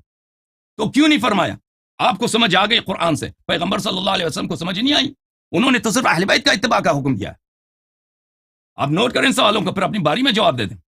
انہوں نے کیوں نہیں فرمایا کہ تم میرے بعد مشورہ کر کے کسی سے اپنا خلیفہ بناؤ؟ چلو مان لیا اس سوال کا جواب تو آپ کے پاس ہے نہیں، جواب کا سوال دے دینا بعد میں جب آپ کی باری آئے گی کہ کیوں نہیں فرمایا پیغمبر صلی اللہ علیہ وسلم نے کہ امام بنانے کے لیے تم مشورہ کر لینا. یہی جس طرح اسی طرح فرماتے تھے کہ اہل بیت علیہ السلام کو اتباع کرو، یہ نہیں کہتے میرے بعد جس کا اتباع کرنا اس پہ مشورہ کرنے لیں. اب اگر مشورہ ہی وہ پرنسپل ہے جس کے بدولت ہم خلیفہ بنائیں گے، میرے محترم ناظرین، اگر مشورہ ہی ہے تو اہل بیت طاہرین علیہ السلام سے کیوں مشورہ نہیں کیا حکومت کے لیے؟ ان کی ایمان میں جن کے اتباع واجب ہے عزیزو. اور بھائی کب اہل بیت علیہ السلام سے مشورہ کیا گیا؟ ہاں، ابو بکر کی خلافت کے لیے، عمر کی خلافت کے لیے کب مشورہ لیا گیا؟ اب مان لیتے مشورہ، چلو مشورہ ہی صحیح. جن کو فرمایا کہ قرآن جیسا ہے ان کی اتباع واجب ہے، آپ خود کہہ رہے ہیں کہ ہر خطبے میں فرماتے تھے ڈاکٹر صاحب، ان سے کیوں مشورہ نہیں لیا گیا؟ تو پتہ چلے یہ صرف نعرہ بازی ہے، عوام کو بیوقوف بنانے والی بات ہے، نہ کوئی مشورہ ہے، کچھ ہے بھی نہیں. ملاحظہ فرمائیے کتاب سنن سعید بن منصور، شاب دار السمیعی للنشر، سورۃ الاعراف کی تفسیر میں، سنن سعید بن منصور میں روایت یہ ہے، لما بلغ الناس ان ابا بکر يريد ان يستخلف عمر قالوا ماذا يقول لربه اذا لقيه. جب ابو بکر نے عمر کو اپنا خلیفہ بنانا چاہا، جانشین بنانا چاہا، تو لوگوں کو پتہ چل گیا. لوگ کون ہیں؟ صحابہ، مہاجرین، انصار. تو انہوں نے کہا کہ یہ اپنے رب کا کیا جواب دے گا کہ یہ عمر کو خلیفہ بنانا چاہتا ہے. استخلف علینا فظا غلیظا وهو لا يقدر على شيء. یہ فظ غلیظ ہے. فبما رحمة من الله لنت لهم ولو كنت فظا غلیظا لانفضوا من حولك. یہ فظ ہے، یہ خشک مزاج ہے، غلیظ ہے، بے رحم، سخت دل آدمی ہے، اس کے دل میں کوئی رحمت ہی نہیں ہے. لا يقدر على شيء، اس کے پاس کوئی صلاحیت بھی نہیں ہے، نہ شجاعت نہ علم، کچھ بھی نہیں ہے اس کے پاس. فكيف لو قدر، جب یہ حکومت پہ آ جائے گا، خلافت ملے گی، تو یہ ہمارے ساتھ کیسا ظلم کرے گا. فبلغ ذلك ابا بکر، یہ خبر ابو بکر کو پہنچی ہے. فقال ابی ربی تخوفونی، اس نے کہا تم مجھے اللہ سے ڈراتے ہو. یہ کتاب ہے، کتاب المصنف للاحادیث والآثار، شہاب دار التاج. یہاں پر لما حضرت ابا بکر الوفاة ارسل الى عمر لیستخلفہ. ابو بکر کی جب وفات کا وقت آیا تو اس نے عمر کو بلایا. لوگوں نے کہا استخلف علینا فظا غلیظا فلو ملکنا كان افظ واغلظ ماذا تقول لربك اذا اتيته واستخلفته علينا. لوگوں نے کہا کہ ایک فظ غلیظ کو تم ہم پہ خلیفہ بنانا چاہتے ہو، اگر وہ خلیفہ بن گیا تو اور ہی زیادہ ظلم کرے گا. ابو بکر نے کہا کہ تم مجھے اللہ سے ڈراتے ہو. تو عزیزو یہ کہتے ہیں کہ مشورہ ہے، پرنسپل مشورہ ہے. تو ہمیں دکھاؤ وہ تاریخ میں دکھاؤ کہ ابو بکر کی خلافت پہ مشورہ ہوا ہے. دکھاؤ. اگر پرنسپل مشورہ ہے نا عزیزو، تو سب دکھاؤ ابو بکر کی خلافت پہ مشورہ. اہل بیت طاہرین علیہ السلام سے کب مشورہ ہوا؟ زہرا اطہر سلام اللہ علیہ سیدۃ نساء الجنہ، امیر المؤمنین علیہ الصلوۃ والسلام، علی کنفسی. یہ صحیح حدیث ہے مصنف ابن ابی شیبہ میں. رسول صلی اللہ علیہ وسلم جیسا ہے، انت منی بمنزلت ہارون من موسیٰ، جو منزلت ہارون علیہ الصلوۃ والسلام کو موسیٰ کی امت میں تھی، سب پہ واجب الاتباع، سب سے عالم، سب سے اہدا، سب سے اتقا، سب سے اورع، یہ امیر المؤمنین علیہ السلام کو حاصل ہے اس امت میں. ہاں، ان سے کیوں مشورہ نہیں لیا گیا؟ تو پھر تو اگر مشورہ بھی مان لے تو خلافت باطل ہے اس شخص کی، ابو بکر کی خلافت باطل ہے. حالانکہ کوئی نہ آیت ہے نہ روایت، کچھ بھی نہیں ہے کہ خلافت مشورے سے بنتی ہے، کچھ بھی نہیں ہے. اس شخص اس ڈاکٹر صاحب نے ابھی یہاں پہ بیٹھے بیٹھے ایک حکم بنا دیا، جیسے ان کا کام ہی یہی 14 سال سے بیٹھے بیٹھے ضرورت پڑنے پر حکم بناتے جاؤ، مان بھی لینا پھر بھی باطل ان کی خلافت. پھر اور جب عمر کی خلافت آتی ہے کہاں ہے مشورہ؟ کہاں ہے مشورہ؟ لوگوں نے تو مشورہ دیا کہ اس کو خلیفہ نہ بناؤ، یہ فض غلیظ ہے، پھر بھی اس کو مشورہ اس کو خلیفہ بنایا. ٹھیک ہے نا؟ تو دونوں کی خلافت باطل. جو منصوص الخلافہ ہے اہل بیت طاہرین علیہ السلام، اس پہ کوئی خلافت نہیں، ان پہ کوئی ان کی اتباع نہیں کرتے. جو منصوص الخلافہ ہے، جن کی اتباع بات کرنے دیں، ان کی اتباع نہیں کرتے. مشورہ کا پرنسپل لے کے آئے ابو بکر عمر کی خلافت باطل ہے. اب عثمان کی باری آتی ہے، بات کرنے دیں. عثمان کی باری آتی ہے، عثمان کی خلافت. عمر نے ایک چھ افراد کا ایک شورا بنایا، 6 افراد کا شورا بنایا، ٹھیک ہے نا، کہ آپس میں مشورہ کریں. تو باقی یہ کہاں میں کہ صرف 6 افراد آپس میں مشورہ کر لیں. حالانکہ اس کو ان لوگوں کو بری طرح گالی بھی دیا، عبد الرحمن ابن عوف کو، عثمان کو، طلحہ زبیر کو. مشورہ شورا بناتے وقت عمر نے خود ان کی اچھی طرح سے ان کی دلائی کیا. ان کی صحیح حدیث میں، وہ آپ کو پتہ نہیں، وہ کبھی آپ ہمارے پاس آ جائے، میں آپ کو سنا دیں گے وہ سارا واقعہ. ٹھیک ہے نا؟ اب مان بھی لینا کہ ان کے یہ اچھے لوگ تھے، تو باقی امت میں کیا عیب ہے؟ تو کہاں پہ یہ ہے کہ صرف 6 لوگوں کا مشورہ آپ نے لینا؟ یہ بدعت ہے یا نہیں ہے؟ اگر مشورہ لینا ہے تو سب نے مشورہ دینا. باقی مہاجرین، انصار، بدری، احدی جو صحابہ ہیں بیعت رضوان والے، ان کے ایمان میں شک ہے، ان کے اسلام میں شک ہے، ان کے عقل میں شک ہے. ٹھیک ہے نا؟ اچھا، یہ کہتے ہیں خلافت منسوس نہیں ہے. میرے محترم ناظرین، خلافت منسوس نہیں ہے. خلافت منسوس نہیں ہے. جب خود آپ اپنی زبان سے خلافت کون ہے؟ رسول صلی اللہ علیہ وسلم. خلافت کیا چیز ہے؟ رسول صلی اللہ علیہ وسلم کے بعد ہم کس کی اتباع کریں؟ ڈاکٹر صاحب، کس کی اتباع کریں؟ آپ خود کہتے ہیں کہ ہر خطبے میں فرماتے تھے میرے بعد اہل بیت علیہ السلام کی اتباع کرو. پھر بھی کہتے ہیں، دیکھو عزیزو، ایک شخص آتا ہے آپ کے سامنے کہتا ہے دن ہے دن نہیں ہے، ابھی اسی گھنٹے دن ہے اور دن نہیں ہے، رمضان ہے رمضان نہیں ہے، تناقض کر جاتا ہے. اس کو کہتے ہیں کہ جنون، اس کو کہتے ہیں کہ یہ متحافظ، یہ اپنے قول کی کنٹرڈکشن کر رہا ہے، اپنے قول کو نقض کر رہا ہے. آپ خود کہہ رہے ہیں کہ اہل بیت علیہ السلام کو واجب الاتباع قرار دیا ہے، سب پہ قرار دیا ہے، صحابہ بھی میں کوئی ایکسیپشن نہیں، کوئی استثناء، ابو بکر عمر پہ بھی اتباع واجب ہے. ٹھیک ہے نا؟ تو پھر بھی کہتے ہیں خلافت منسوس نہیں ہے. کیسے منسوس نہیں؟ اچھا، آپ نے کہا علیکم بسنتی وسنت الخلفاء الراشدین المہدیین. عزیز، اور یہاں پہ بھلے سنت الخلفاء الراشدین، ڈاکٹر صاحب آپ نے کبھی سوچا بھی نہیں کہ کیوں ابو بکر عمر خلفاء الراشدین بن گئے، جن کی خلافت نہ نص سے ثابت ہے نہ مشورے کی پرنسپل سے ثابت ہے. ٹھیک ہے نا؟ آپ کے پاس صرف ایک ہی پرنسپل تھا، مشورے والی پرنسپل، وہ بھی الحمدللہ وہ بھی باطل ہو گئی. تو ان کا خلافت غیر شرعی. تو جس کی خلافت ہی غیر شرعی ہے، آپ کے پاس تو ایک ہی طریقہ ہے ان کی خلافت کو بنانے کے لیے. کیا طریقہ کار ہے؟ طریقہ کار یہ ہے کہ ان کی خلافت کو آپ مشورے کے روح سے بنا دیں. وہ تو بات ہی باطل ہے، کوئی مشورہ ہوا ہی نہیں ہے کسی سے. تو ان کو آپ کیوں کہتے ہیں خلفاء الراشدین؟ کیوں ان کو؟ میرا سوال نوٹ کیجئے، پھر اس کا جواب دے دیجئے ڈاکٹر صاحب، اسکپ نہ کریں سوال کو. اہل بیت طاہرین علیہم السلام جن کے متعلق ہر خطبے میں فرماتے تھے، آپ نے خود کہا ہے ہر خطبے میں فرماتے تھے کہ میرے بعد ان کی اتباع کروں، وہ کیوں خلفاء الراشدین المہدیین نہیں ہیں؟ خلفاء الراشدین والمہدیین وہی ہیں جن کے متعلق فرمایا انی تارک فیکم من اخذتم به لن تذلوا بعدی ابدا، کتاب اللہ و عترت اہل بیتی، کہ اگر ان کی اتباع کرو کبھی گمراہ نہ ہو جاؤ گے. یہ خلیفہ راشد ہیں، یہ خلفاء الراشدین المہدیین ہیں. خلفاء الراشدین المہدیین آپ کے نزدیک کون ہے؟ میں آپ کو دکھاتا ہوں. خلفاء الراشدین المہدیین جس کو آپ خلیفہ راشد کہتے ہو نا. ایک منٹ ڈاکٹر صاحب، یہ کتاب الزہد ہے، کتاب الزہد لابی داؤد السجستانی. یہاں پہ یہ کتاب چھپی ہے سنہ 1993 میں دار المشکات قاہرہ میں. یہاں پہ ملاحظہ فرمائیے، صحیح سند، یہ سند بشرط البخاری و مسلم صحیح ہے. یہ سند نہ صرف صحیح ہے، بشرط البخاری و مسلم صحیح ہے. اس کے محقق بھی فرماتے ہیں اسناد جید، اسناد اس کی صحیح ہے.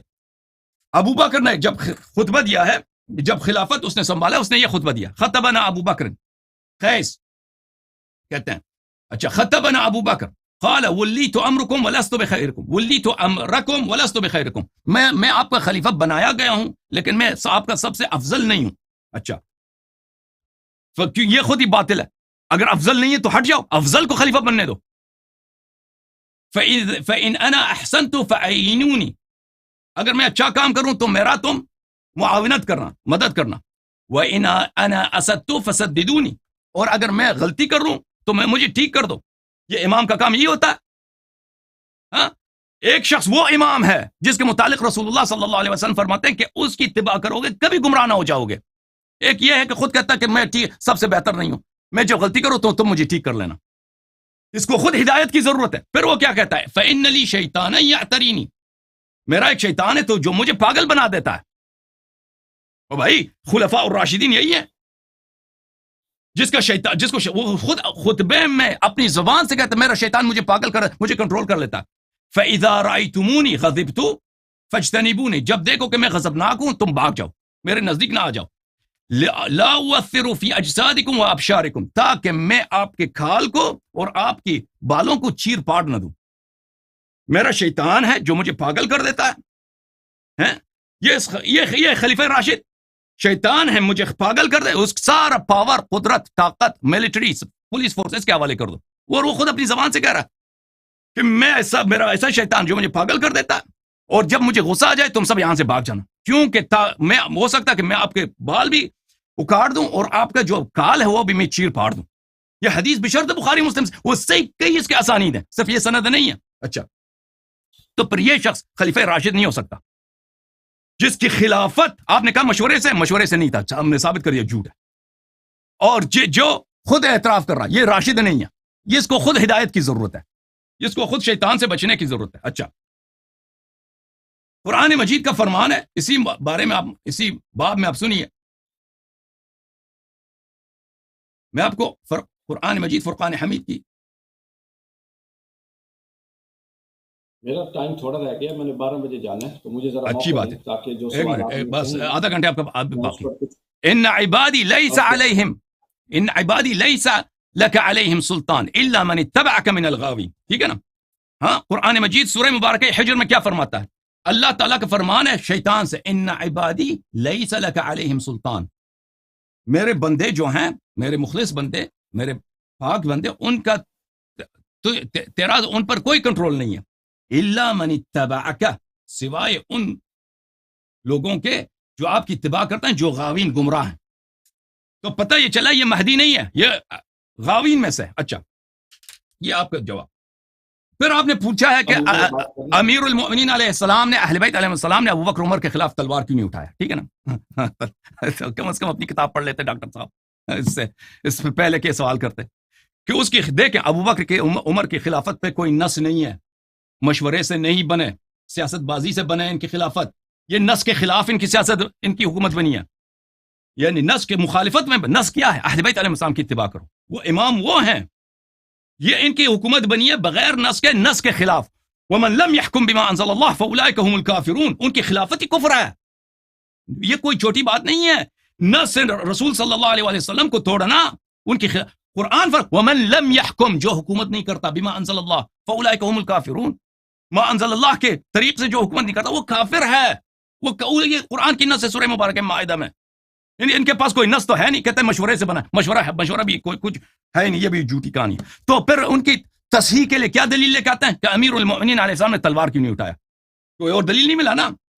امیر المؤمنین علیہ السلام کی تلوار نہ اٹھانے کو انہوں نے دلیل بنایا کہ کیوں امیر المؤمنین علیہ السلام نے تلوار نہیں، تو پھر ان کی خلافت صحیح ہوگی. ملاحظہ فرمائی کتاب صحیح مسلم،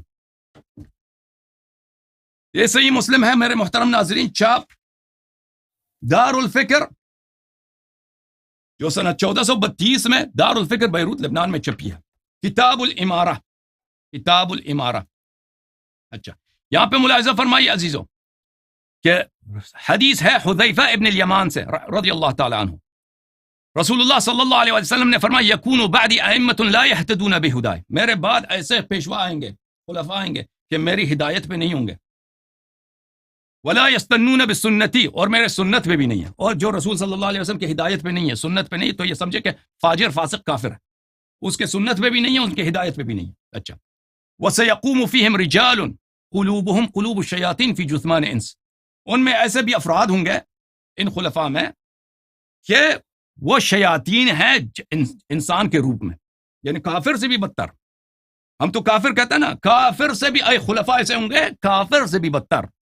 شیطان ہے انسان کے روح شیطان کی، نفس شیطان کی، نفس شیطان کی، جو قالب ہے انسان کی. ایسے خلفاء آئیں گے میرے بعد. اچھا میں نے کہا کیف اصنع یا رسول اللہ ان ادرکت ذلک. حذیفہ یمان رضی اللہ تعالیٰ عنہ فرماتے ہیں اگر مجھے وہ زمانہ مل جائے, میں اس زمانے کو پاؤں تو میں کیا کروں؟ تو فرمایا رسول اللہ صلی اللہ علیہ وسلم اس حدیث کی روح سے تسمع وتطیع للامیر, وہی خلیفہ جو شیطان ہے اس کی طاعت کرو. اچھا وان ضرب ظهرك او ضرب ظهرك واخذ مالك او واخذ مالك فاسمع واتع. چاہے وہ آپ کو مارے, آپ کی مال کو غصباً ظلماً آپ کی مال کو بھی آپ سے چھین لیں, آپ اس کی بات سنیں, اس کی طاعت کریں. ٹھیک ہے نا. جب آپ خود لے کے آتے ہو نا روایت اپنی کتب میں کہ خلیفہ اگر شیطان بھی ہو تو اس کے خلاف تلوار اٹھانا حرام ہے. یہ ہماری شریعت ہماری فقہ میں تو نہیں ہے, ہمارے اہل بیت علیہ السلام کے مذہب میں نہیں ہے, آپ لوگوں کے پاس ہے. تو پھر آپ کے سوال کا کم از کم اپنی مذہب کو سیکھ لو ڈاکٹر صاحب. تو پھر آپ کا یہ حق نہیں بنتا ہمیشہ کے لیے باب ختم کر دو کہ امیر المومنین علیہ السلام نے تلوار کیوں نہیں اٹھایا. یہ دلیل بنتی ہے ابوبکر کے اور عمر کی خلافت کی صحت کی. ان کا تلوار نہ اٹھانا اپنی ان کی خلافت کی صحت کی دلیل نہیں بنتی. اب صحیح مسلم دیکھو, کیونکہ جو شخص شیطان کی بھی حکومت ہو نا اس کے خلاف آپ کے مذہب میں تلوار اٹھانا حرام ہے. تو پھر آپ یہ نہ کہہ دو شیطان کی حکومت میں مولا کائنات 30 سال خاموشی سے تلوار نیام میں رکھ کے چلتے رہے. دیکھیں ہم کہہ رہے ہیں آپ کی کتاب میں موجود ہے. اچھی میں آپ کے سوال کا جواب دیتا ہوں, آپ میری بات نہ کاٹیں, میرا بھی جملے ختم ہونے والے, آپ نوٹ کر رہے ہیں نا جیسے میں نوٹ کر رہا تھا. آپ ختم کیجئے, مجھے بات کرنے دیجیے. ہاں ابھی ختم کرتے ہیں. اچھا آپ نے کہا کہ انہوں نے کیوں تلوار نہیں اٹھایا. دیکھیں ایک چیز جو حرام ہے آپ کے مذہب میں, آپ کے مذہب میں وہ اس کو نہیں پوچھتے کہ اس کو کیوں نہیں کیا. ابھی کوئی شخص مجھ سے آ کے کہہ دے کہ بھائی تم رمضان میں روزے کیوں رکھتے ہو, روزہ نہ رکھا کرو, تو میں کہہ دوں گا تو کافر ہے, روزہ رکھنا تو واجب ہے. جو چیز آپ کے مذہب میں حرام ہے وہ اس کو نہیں پوچھتے. آپ کے مذہب میں اگر شیطان کی حکومت ہو نا اس کے خلاف بھی تلوار اٹھانا حرام ہے. فاسق فاجر خلیفہ جو بھی ہے اس کے خلاف تلوار اٹھانا حرام ہے. تو اس سے اس کی خلافت کی تصحیح نہیں ہوتی. اچھا امیر المومنین علیہ السلام نے کیوں تلوار نہیں اٹھایا؟ آپ کے اس کا جواب یہی ہے کہ رسول اللہ ہمارے مذہب میں رسول اللہ صلی اللہ علیہ وسلم کا ارشاد یہی تھا کہ اگر تجھے انصار ملیں, تجھے یار ملیں, تجھے یاور ملیں, تجھے سپاہی ملیں کہ تو ان کے خلاف جہاد کر سکتا ہو تو ان کے خلاف جہاد کر, اگر نہ ملے تو اپنی جان بچا لے, ان کے خلاف جہاد نہ کر. اور یہ تو متفق علیہ لا یکلف اللہ نفسا الا وسعها, کہ اگر کسی چیز کی طاقت نہیں ہے تو انسان سے وہ ساقط ہو جاتا ہے. اگر کسی چیز کا ضرر زیادہ ہے, فائدہ کم ہے, وہ ساقط ہو جاتا ہے. اگر امیر المومنین علیہ الصلوۃ والسلام جہاد کرتے, ان کے پاس سپاہی نہیں ہے, وہ خود شہید ہو جاتے ہیں, ان کا اہل خانہ سب شہید ہو جاتے ہیں, دین ہی خط تباہ ہو جاتا ہے ان کی شہادت سے, تو پھر ان کی شہادت طبعاً یہ ان کے لیے جہاد حرام تھا اور انہوں نے وہی کیا. یہ ہمارے مذہب, یہ اس کی نصوص ہمارے پاس بہت زیادہ ہیں, یہ میں اپنی حد سے نہیں کر رہا, ہمارے نصوص سے کہہ رہا ہوں. اچھا پھر آپ نے کہا کہ ہمارے پاس شیعوں کے پاس حدیث نہیں ہے, ہمارے پاس حدیث زیادہ ہیں. تو کبھی ڈاکٹر صاحب ادھر تشریف لائے. جزوی باتیں چھوڑ دیجیے, نہیں جزوی باتیں نہیں ہیں, جزوی باتیں آپ نے شرک کہا نا کہ شیعہ مجالس میں شرک ہوتا ہے, یہ جزوی بات ہے. انہوں نے کہا شیعہ مجالس میں شرک ہوتا ہے, آپ کہتے ہیں جزوی باتوں کو چھوڑ دیں. یہ جزوی بات ہے ڈاکٹر صاحب. مخاطب کر لیجیے جلدی. نہیں دیکھیں یہ ایسا اتہام ہے, ایسا بہتان ہے. دیکھیں کہتا ہے شیعہ مجالس میں شرک ہوتا ہے, پھر اب کہتے ہیں جلدی سے اس بات کو جواب دیں. یہ کوئی جلدی سے اس بات کا جواب دیا جا سکتا ہے؟ انصاف کرو ڈاکٹر صاحب. میں آپ کو کہہ دوں کہ آپ لوگ سب مشرک ہو, آپ جو ہے اس کو جلدی سے جواب دیں گے. آپ کہتے ہو کہ شیعوں کے پاس حدیث نہیں ہے. دیکھو عزیزو ہمارے پاس حدیث ہے, پھر کہتے ہیں اس کا جلدی سے جواب دے دو. یہ جلدی سے جواب دیا جا سکتا ہے اس کا؟ انصاف کرو.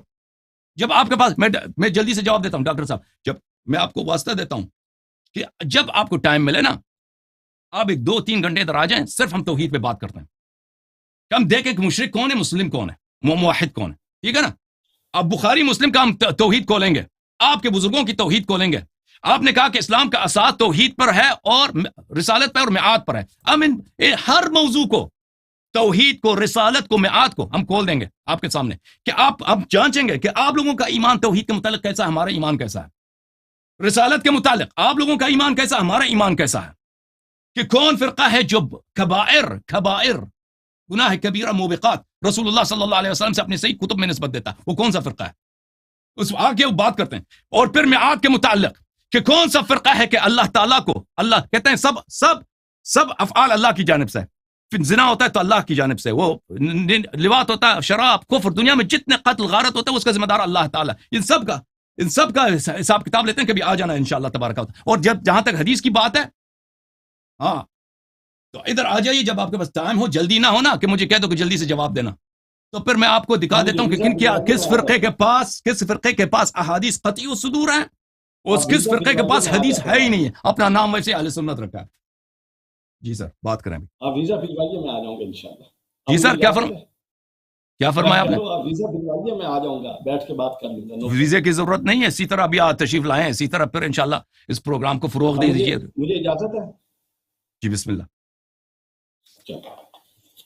جی ناظرین، آپ نے محترم حسن اللہ یاری صاحب کی گفتگو سماعت فرما لیا. میں نیچے سے اوپر چلتا ہوں تاکہ جو آخری بات انہوں نے کی ہے وہ چونکہ مستاثر ہوگی وہ سنتے جائیں گے. سب سے پہلے انہوں نے اس بات کا جواب دینے کی کوشش کی ہے کہ مولا علی علیہ السلام نے خلفائے راشدین کے خلاف تلوار کیوں نہیں اٹھائی.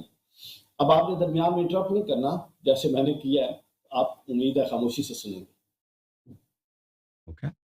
مولا علی علیہ السلام نے تلوار اس لیے نہیں اٹھائی کہ مولا علی، یہ میں نے جملے لکھے ہوئے ہیں جو انہوں نے اپنی زبان سے ادا کیے ہیں، اب اس وقت اس سے یہ ہٹ نہیں سکتے کہ شیعوں میں حکمران کے خلاف جہاد اس صورت میں کہ جب آپ کے پاس قوت نہ ہو یہ کرنا حرام ہے، طاقت نہ ہو تو جہاد ساکت ہو جاتا ہے. یہ انہوں نے نقطہ بیان کیا، میں بار بار اس کو انفسائز کر رہا ہوں. انہوں نے فرمایا ہے مکتب تشیع میں اگر آپ کے پاس طاقت نہیں ہے، آپ کے پاس صلاحیت نہیں ہے، آپ کے پاس افواج نہیں ہے تو یہ جہاد کرنا حرام ہو جاتا ہے کیونکہ اسے آپ نے اپنی جان گنوانا ہے. اور حضرت علی کے پاس سپاہی نہیں تھے، طاقت نہیں تھی. اس بات کے میں دو جواب دینے لگا ہوں.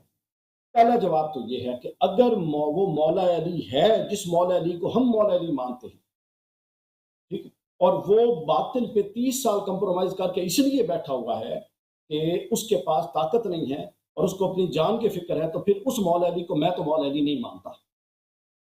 اور اسی مولا علی کا بیٹا حسن اور حسین جس کے پاس نہ طاقت ہے، نہ فرد ہے، نہ لوگ ہیں، 70 بندے ہیں، وہ 70 بندوں کو لے کے اس حکمران سے ٹکرا سکتا ہے. یہ کون سا مکتب تشیع ہے جس کا ایک جگہ فرقہ، ایک جگہ مسلک اور ہے، ایک جگہ نقطہ نظر اور ہے. علی کو جان کی پیاری ہے اور علی کے وقت فتویٰ یہ ہے کہ اس کے پاس لوگ نہیں ہے، طاقت نہیں ہے، تو اگر اپنی جان کو ضائع کر دیتے تو دین کا نقصان ہوتا. اور حسین کے پاس طاقت بھی نہیں ہے، لوگ بھی نہیں ہے، علی سے بھی کم لوگ ہیں. وہ حسین کون سی شریعت اور کس فتوے کے تحت جا کے پوری حکومت سے ٹکرا دیتا ہے؟ علی اکبر بھی، علی اصغر بھی، قاسم بھی، ہر ایک کو قربان کر دیتا اور پورا کا پورا خیمہ اور آل نبی لٹوا دیتا ہے. وہ کس فتوے کے ساتھ تھا؟ تو آپ لوگوں کے ہاں جو کنفیوژن ہے نا، اس کو پہلے خود بیٹھ کے ڈسکس کر لیں اور خود بیٹھ کے طے کریں کہ فتویٰ علی کے سقوط پر ہے یا فتویٰ حسین کے خروج پر ہے.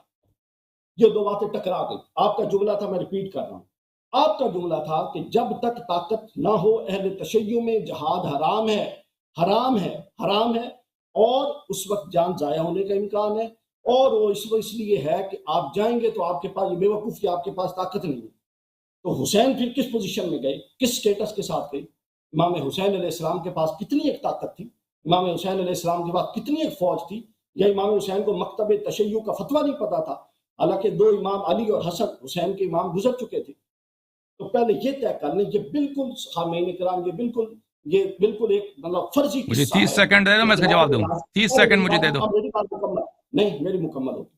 خلافت اس وقت جب میری باری تھی نا، اس وقت آپ بھول گئے تھے کو باطل ثابت کرنے کے لیے، چونکہ ان کے پاس کوئی دلیل نہیں ہے. اور کوفے والے کو خط بھول گئے، اور کوفے والوں کا خط بھول گئے، خطوط بھول گئے کوفے والوں کا.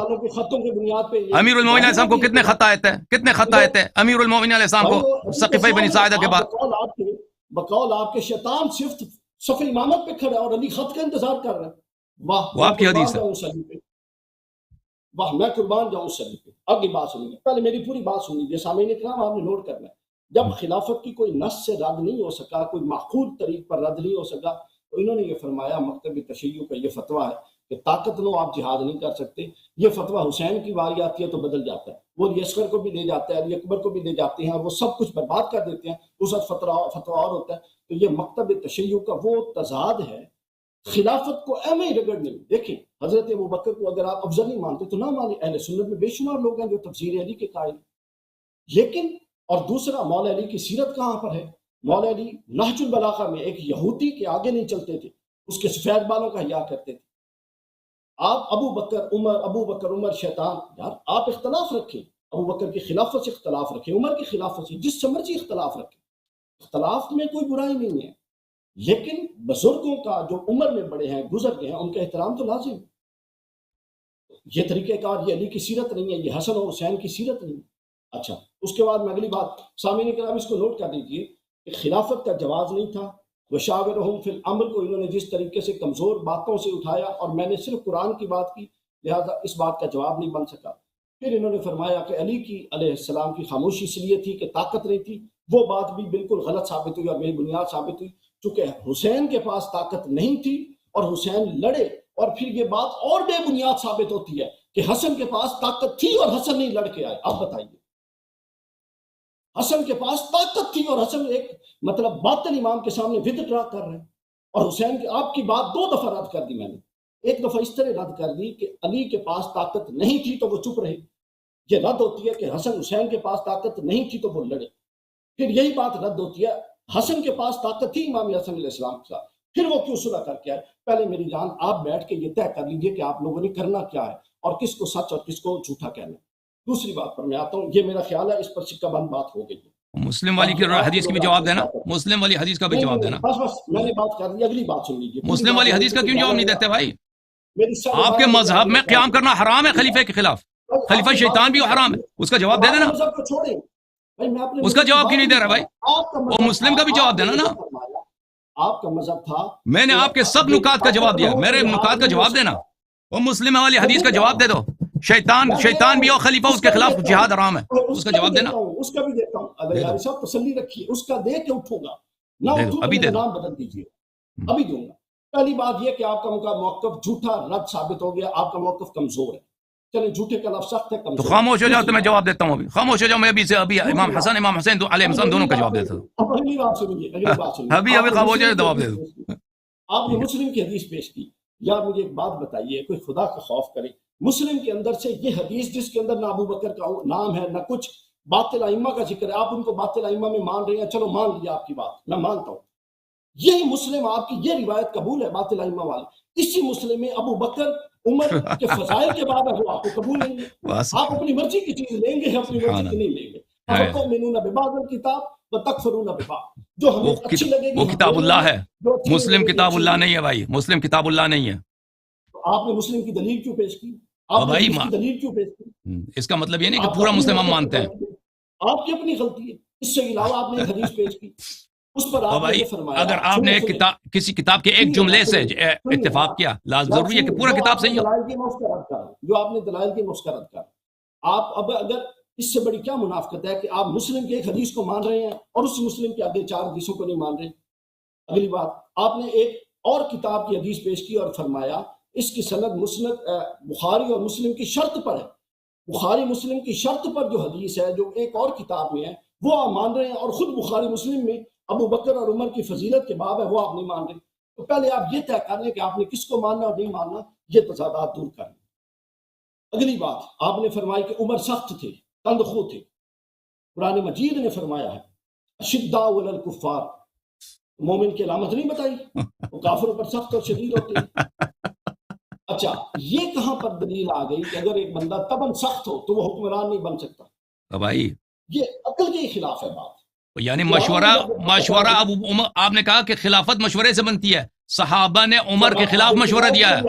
دیکھیں میں نے ساری بات بھائی مشورے کی بات ہو رہی ہے کہ مشورہ دکھاؤ، عمر کے خلافت پہ مشورہ دکھائیں گے، یہ عمر کے خلافت پہ مشورہ دکھائیں گے، ابو بکر کے خلافت پہ مشورہ دکھائیں گے۔ بسم اللہ، خلافت پہ مشورہ میں بھی دکھاتا ہوں۔ اس کا مطلب ہے آپ مان گئے کہ علی کا نہ اٹھنا ان کی خلافت کو جائز سمجھتا ہے، اس کے مطلب آپ مان گئے کہ جب باطل ہوتا ہے تو علی کا بیٹا چپ نہیں رہتا، اس کا مطلب ہے آپ مان گئے وہ آپ کا پورا نقطہ نظر غلط تھا۔ اس کے بعد جو مسلمان کی ایک مومن کی نشانیاں قرآن نے بتائی ہیں اس میں ہے اشداء علی الکفار، آپ ایک چوتھی کتاب سے اس کی روایت کو کیسے رد کر سکتے ہیں؟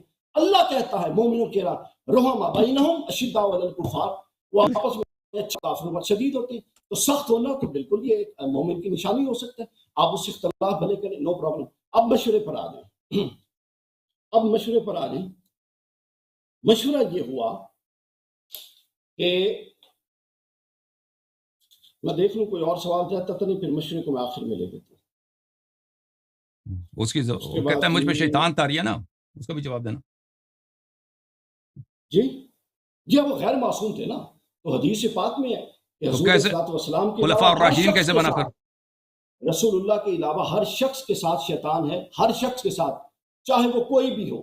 اب یہ الگ بات ہے کہ کون اس پر اب نہج البلاغہ ابھی میرے پاس نہیں ہے، اٹھائیں، حضرت علی نے یہ کثر نفسی ہوتی ہے بڑے لوگوں کی، حضرت مولا علی اپنے بارے میں کیا جملے فرماتے ہیں؟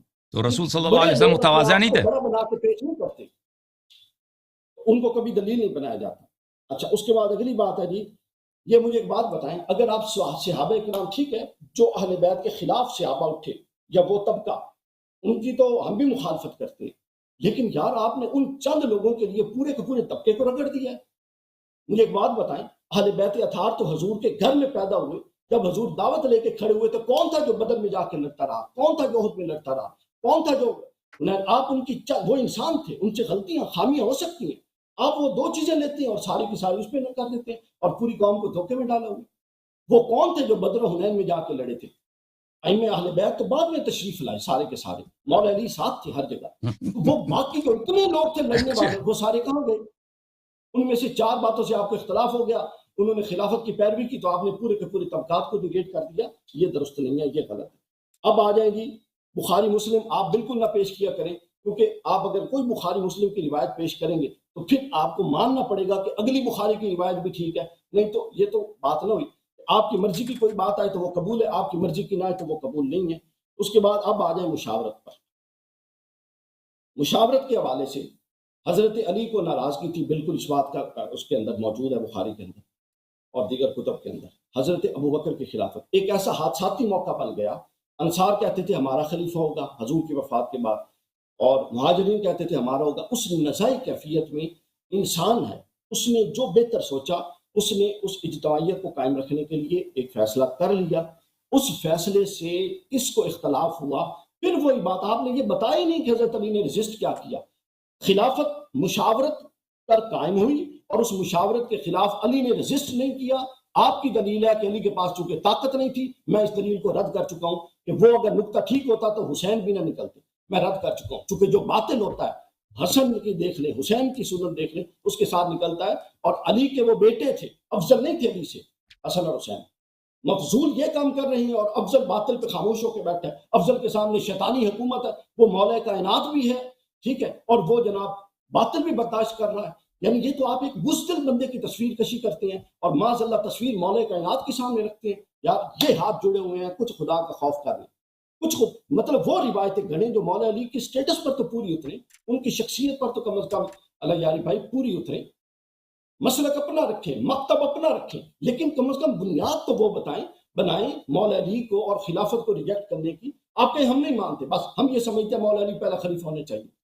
جو بنیادیں آپ نے لوگوں کو پڑھائی ہیں وہ بڑی کمزور بنیادیں ہیں، اس کی بنیاد پہ کوئی آپ کی بات نہیں ماننے والا۔ اور آج کی بات کے بعد تو یہ مشاورت والا سٹیٹس قائم ہو گیا اور آپ کا نقطہ نظر رد ہو گیا۔ کہاں پہ مشورہ ہوا؟ اٹھنا آپ کی نقطہ نظر سے غلط ثابت ہو گیا، امام حسن کا اٹھنا اور پھر یہ بھی غلط ثابت کر دیتا آپ کے نقطے کو، بھائی کہاں مشورہ ہوا ہے؟ بغیر طاقت کے یہ بھی ثابت کر دیتا ہے کہ آپ کا نقطہ درست نہیں ہے۔ میرا وقت ختم ہو گیا، میں نے یہی بات کرنی، نہیں وقت باقی ہے ابھی آپ نے 12 بجے کہا نا، ابھی 10 منٹ باقی ہیں، کہاں جائیں گے ابھی؟ نہیں میں نے پہنچنا 12 بجے پہنچنا، میں نے نہیں 12 بجے کا ٹائم ہے آپ کے پاس؟ نہیں ادھر ابھی آپ نے ہمارے سوالات کے جواب دیا، آپ نے کہا مشورہ ثابت ہو گیا، تو آپ نے دکھایا نہیں کہ ابوبکر عمر کے خلافت پہ، ابوبکر کے خلافت پہ مشورہ کب ہوا ہے؟ آپ بھی تو میرے جان 20 منٹ لیٹ آئے ہیں تو مجھے گاڑی میں بیٹھنا۔ ابوبکر عمر کی خلافت پہ کب مشورہ ہوا ہے؟ مجھے دکھائیں ذرا، عمر کی خلافت پہ مشورہ کہاں؟ اب وہ یہ تھی، میں بتانے لگے۔ اچھا بتانے لگے۔ اچھا اب حضرت علی کا یہ ہوا، حضرت عمر کی خلافت پر مشورہ نہیں ہوا، لیکن میرا اپنے جگہ پہ ختم بات نس بھی نہیں ہے، مشورہ بھی نہیں ہے۔ علی کہاں تھے؟ اگر وہ غلط تھا تو بس ہاں، بس صرف یہی ہے کہ امیر المومنین علیہ السلام نے تلوار نہیں اٹھایا۔ پھر حضرت عمر نے ایک پوری شورا بنائی۔ اچھا اس پر آپ نے بڑا کمزور اعتراض اٹھایا۔ ہمیشہ اہل دانش کی شورا بنائی جاتی ہے، لیڈنگ رو طبقات کی شورا بنائی جاتی ہے، شورا میں کوئی 2.5 لاکھ بندہ نہیں ہوتا کبھی بھی، یہ ایک بڑی معقول بات ہے۔ ہمیشہ ریپرزینٹیٹو، اب دیکھیں نا اسمبلی کیا ہوتی ہے، وہ بڑے لوگ نہیں تھے جس سے اللہ راضی ہے۔ ابھی آپ کہہ رہے تھے بدر و حنین میں کن لوگوں نے رسول پاک صلی اللہ علیہ وسلم کی حمایت کی؟ یہ سب بدر و حنین والے تھے، یہ سب بدر و حنین والے تھے۔ اچھا تو ابھی دیکھیں ڈاکٹر صاحب، ابھی آپ جانے لگے آپ جانے لگے ابھی دیکھیں ڈاکٹر صاحب آپ جانے لگے، ایک سوال کا جواب دے دو پھر آپ بے شک چلے جاؤ۔ اب دیکھیں نا، کوئی اعتراض کرے، کوئی ملک چڑھائی کر دے، وہ کہ جی پارلیمنٹ کا فیصلہ ہم نہیں مانتے چونکہ یہ 25 کروڑ کا ملک ہے اور پارلیمنٹ میں تو 250 بندہ بیٹھا ہے، تو اب اس پہ اعتراض پر جواب دے سکتے ہیں، آپ اس کی عقل پر ہی ماتم کریں۔ تو ہمیشہ ریپرزینٹیٹیوز ہوتے ہیں ان ریپرزینٹیٹیوز میں سارے ایک طبقے کے لوگ نہیں تھے اتفاق کے رائے کے ساتھ. اچھا اور پھر یہ بھی نہیں ہے سنیں یہ بھی نہیں ہے کہ جس نے چن لیا پھر وہ آگے اپنے سب گورنر کے ذریعے ووٹ آف کانفیڈنس لیتے تھے. اس دور میں ووٹ آف کانفیڈنس کو بیعت کہا جاتا تھا. ڈاکٹر صاحب آپ نے میرے سب سے اہم سوال کا جواب آپ نہیں دے رہے. سب سے اہم سوال کا جواب نہیں دے رہے ڈاکٹر صاحب. ڈاکٹر صاحب سب سے اہم جو سوال ہے، آپ کا وقت بھی کم ہے اسی لیے میں آپ کو کاٹ رہا ہوں. دیکھیں آپ نے کہا مشورے سے بنتی ہے، آپ نے مان بھی لیا کہ عمر کے خلافت پہ مشورہ نہیں ہوا. چلیں عرض یہ ہے کہ اگر خلافت مشورے سے بنتی ہے، دیکھیں آپ کو پتہ چلا اور آپ نے اس کو قرآن سے بھی آپ نے ثابت کرنے کی کوشش کی، حالانکہ قرآن میں ایسی کوئی بات نہیں ہے، تو رسول اللہ صلی اللہ علیہ وسلم کو کیوں نہیں پتہ چلا؟ اگر امامت مشورے سے بنتی ہے، ان کو سب سے زیادہ ڈر بھی ہے ائمہ مضلین سے، تو اگر واقعا خلافت مشورے سے بنتی ہے تو کیوں رسول اللہ صلی اللہ علیہ وسلم نے نہیں بتایا؟ آپ نے کہا کہ ایسا افراتفری کا عالم تھا، جلدی سے ابو بکر کو خلافہ بنایا گیا، اس لیے مشورے کا وقت نہیں ملا، اہل بیت علیہ السلام سے مشورے کرتے. تو آپ نے خود اعتراف کیا کہ نہ ابو بکر کے خلافت پہ مشورہ، نہ عمر کے خلافت پہ مشورہ. تو اگر پرنسپل مشورہ ہی ہے تو اگر آپ کو پتہ چلا، آپ کا اتنا ناقص علم، ناقص عقل، ناقص فہم، آپ کو 1400 سال کے بعد کے پتہ چلا، تو جو رسالت پناہ صلی اللہ علیہ وسلم ہے وہ اس کے بجائے کہ ہر خطبے میں کہتے ہیں کہ میری اہل بیت علیہ السلام کی میری بات اتباع کرنا، اس کے بجائے یہی کہتے ہیں بار بار کہ میرے بعد مشورے کرنا، اور مشورے اور پارلیمنٹ کے پرنسپلز بھی بتا دیتے نا.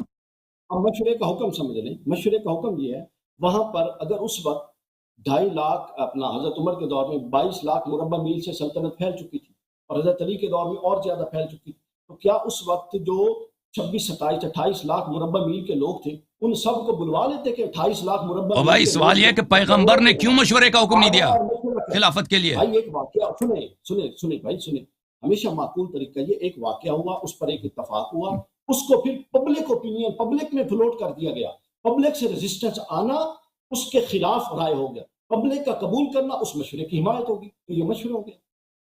اللہ تعالیٰ آپ کو سوال یہ نہیں تھا ڈاکٹر صاحب، سوال کا جواب کیوں نہیں دے رہے آپ؟ ہم نے عرض یہ کیا کہ پیغمبر صلی اللہ علیہ وسلم نے کیوں نہیں فرمایا کہ میرے بعد امامت مشورے سے ہوگی، تشاور سے ہوگی؟ کیوں نہیں فرمایا یہ؟ پیغمبر صلی اللہ علیہ وسلم یہ قرآن پیغمبر صلی اللہ علیہ وسلم نے تو فرمایا تو قرآن میں تو یہ کوئی نہیں ہے کہ حکومت مشورے سے بنانا ہے نا، حکومت کے متعلق تو کچھ بھی نہیں امامت. آپ مجھے بتاؤ، میں آپ سے پوچھتا ہوں یہ منسوس ڈاکٹر صاحب ایک چیز اگر منسوس ہے، اگر ایک چیز منسوس ہے اس پہ مشورہ کی جاتی ہے؟ دیکھیں میں بات کر رہا ہوں منسوس پہ مشورہ کیا جاتا ہے. ہم اور آپ مشورہ کریں نماز واجب ہے یا نہیں ہے؟ نص آ گئی ہے بھائی مشورہ کرنا ہے، اب آپ کریں. آپ مجھے بتاؤ ڈاکٹر صاحب اس سوال کا جواب دے دو. اگر ایک چیز منسوس ہے، مثلا نماز واجب ہے، ہم دونوں کا احترام، اس پہ مشورہ کرنے کی گنجائش ہے؟ نہیں بالکل نہیں. بالکل. جب رسول اللہ صلی اللہ علیہ وسلم نے فرمایا کہ میرے بعد میرے اہل بیت علیہ السلام کی اتباع کرنا، تو پھر مشورہ کا گنجائش کہاں رہی؟ یار اتباع تو ختم بات. میں نے تو یہ ثابت کر دیا کہ اتباع ہے. اتباع کا مطلب یہ امامت، اتباع کا مطلب یہ امامت، یعنی ابو بکر پہ واجب ہے اہل بیت علیہ السلام کی اتباع کریں. یہ آپ کی اصطلاح ہے امامت، یہ آپ کی اصطلاح ہے. ہمارے اس اصطلاح سے اس تو امام مانتے ہیں لیکن اس کو یوں منسوس من اللہ جو آپ کی اصطلاح اس سے اتفاق. اگر پیغمبر طریقے کار سے ڈفرنس آف اوپینین رکھنا، اگر آپ ڈاکٹر صاحب کہ اہل بیت کے رستے سے ہٹنا ہے تو یہ غلط بات ہے. پیغمبر صلی اللہ علیہ وسلم فرماتے ہیں، اچھا 10 بجے تک گزارش سن لیں، ہر ایک کو یہ اجازت دیں اہل بیت کے لیے. یہاں پاکستان میں پہلے بڑے ہم بہت ناسبیوں سے لڑ رہے ہیں. آپ اور چیلنجز یہ نہ کھولیں کہ اہل بیت اور علی والا ہونے کے لیے ضروری ہے کہ مکتب تشیع کو فالو کیا جائے. اگر آپ نے یہ ٹیکہ مسلمان ہونے کے لیے یہ ٹیکہ لگا دیا تو پھر کوئی بھی یہاں پہ اہل بیت کا نام لینے والا نہیں بچے گا. پہلے ہی ہم بڑے محاذوں پہ لڑ رہے ہیں. میں خود 2 دفعہ انڈر اٹیک آ چکا ہوں صرف اس لیے وہ کہتے ہیں کہ تو علی کو افضل کیوں مانتا ہے، اور آپ اس چکر میں بیٹھے ہیں لے کر کہ وہ بات جس کا مقصد ہی نہیں ہے اس کو اٹھایا جائے اور نہیں ہے غیر ضروری بحث کو چھیڑا جائے. تو لہٰذا اہل بیت کے آپ ہمارے بھائی ہیں، میں آپ سے بہت معذرت چاہتا ہوں، میں نے آپ کی بات کو کاٹا ہے، آپ سے تلخی گفتگو ہوئی ہے. یہ میرے بھائی ہیں، میں ان کی عزت کرتا ہوں اور خداوند متعالی ان کو جزائے خیر دے. ہم ان کا بہت شکریہ ادا کرتے ہیں یہاں تشریف لائیں. تو اس گفتگو کا مقصد یہ نہیں کہ ہمارے درمیان میرے دل میں میرے محترم بھائی کے لیے کوئی رنجش کوئی پیچیدگی ہے، اور ہاں بالکل ہم یہ جو ہیں دین کی باتیں ہم بغیر تکلف کے ہم نے باتیں کی ہیں. تو الحمدللہ بہت شکریہ آپ کا. آپ جانا چاہ رہے ہیں، خدا آپ کو جزائے خیر دے. Thank you sir. ڈاکٹر صاحب کا بہت بہت شکریہ. اب انہوں نے جو نقطے اٹھائے میں ان کا کچھ جواب دے دوں. اگر یہ رہتے یہاں پہ ہمارے ساتھ تو میں ان کا جواب دے دیتا اسی وقت. انہوں نے کہا کہ شیعوں کے درمیان شیعوں کے کلام میں ایک تناقض ہے کہ امیر المؤمنین علیہ الصلوۃ والسلام نے جہاد نہیں کیا ہے کیونکہ ان کے پاس سپاہی نہیں تھے، امام حسین علیہ السلام کے پاس بھی سپاہی نہیں تھے تو انہوں نے بھی کیوں جہاد کیا؟ تو اس کا جواب بہت بڑا واضح ہے. امام حسین علیہ السلام جب مکے میں تھے، یعنی پہلے وہ جب معاویہ کا انتقال ہوا ہے تو وہ مدینے میں تھے، پھر وہ وہاں سے چلے گئے مکے. یزید کے ساتھ بہت سارے صحابہ بیعت کر چکے تھے اس وقت، یعنی معاویہ کے حیات میں بیعت ہو چکی تھی. جب وہ مکہ چلے گئے تو اس وقت امام حسین علیہ السلام نے کبھی کسی کو خط نہیں بھیجا، دعوت نہیں دی کہ میں یزید کے خلاف لڑنا چاہتا ہوں، جہاد کرنا چاہتا ہوں، تم میرا ساتھ دے دو. کسی کو دعوت نہیں دی.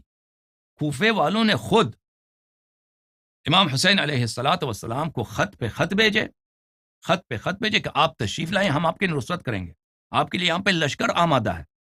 وہاں پہ مدد کی اور حمایت کے جو ہے وعدہ کیا گیا. پھر امام حسین علیہ السلام نے اپنے چچا زاد بھائی مسلم ابن عقیل کو کوفہ بھیجا. یہ مسلمات تاریخ ہے. انہوں نے بھی تائید کی، ان کے ساتھ کوفے والوں نے ہزاروں کی تعداد میں بیعت کی. انہوں نے بھی تائید کی کہ آپ کے پاس یہ سب کچھ صحیح کہہ رہے ہیں، یہاں پہ لوگ آمادہ ہیں آپ کی سپورٹ کے لیے. ٹھیک ہے. تو پھر اس وقت امام حسین علیہ السلام کوفے کی طرف روانہ ہوئے. ٹھیک ہے نا. تو امیر المؤمنین علیہ السلام جب مدینے میں تھے، اب خلافت غصب ہوا ہے، اس وقت ان کے پاس کوئی سپورٹر نہیں تھا کہ وعدہ دے دے کہ ہم آپ کی سپورٹ کریں گے، آپ لشکر نکال دیں. ایسا کوئی بات ہی نہیں تھی. تو سچویشن ان دونوں کا بڑا مختلف ہے. پھر امام حسین علیہ السلام جب وہاں سے کوفے سے مکے سے نکلے، انہوں نے یہ ہمیشہ یہی کہہ رہے تھے کہ یہ بنی امیہ والے مجھے قتل کرنا چاہتے ہیں. پالیسی ابو بکر عمر کی مختلف تھی یزید کے پالیسی سے اہل بیت علیہ السلام کے متعلق. یزید چاہتا تھا کہ امام حسین علیہ السلام کو قتل کرے.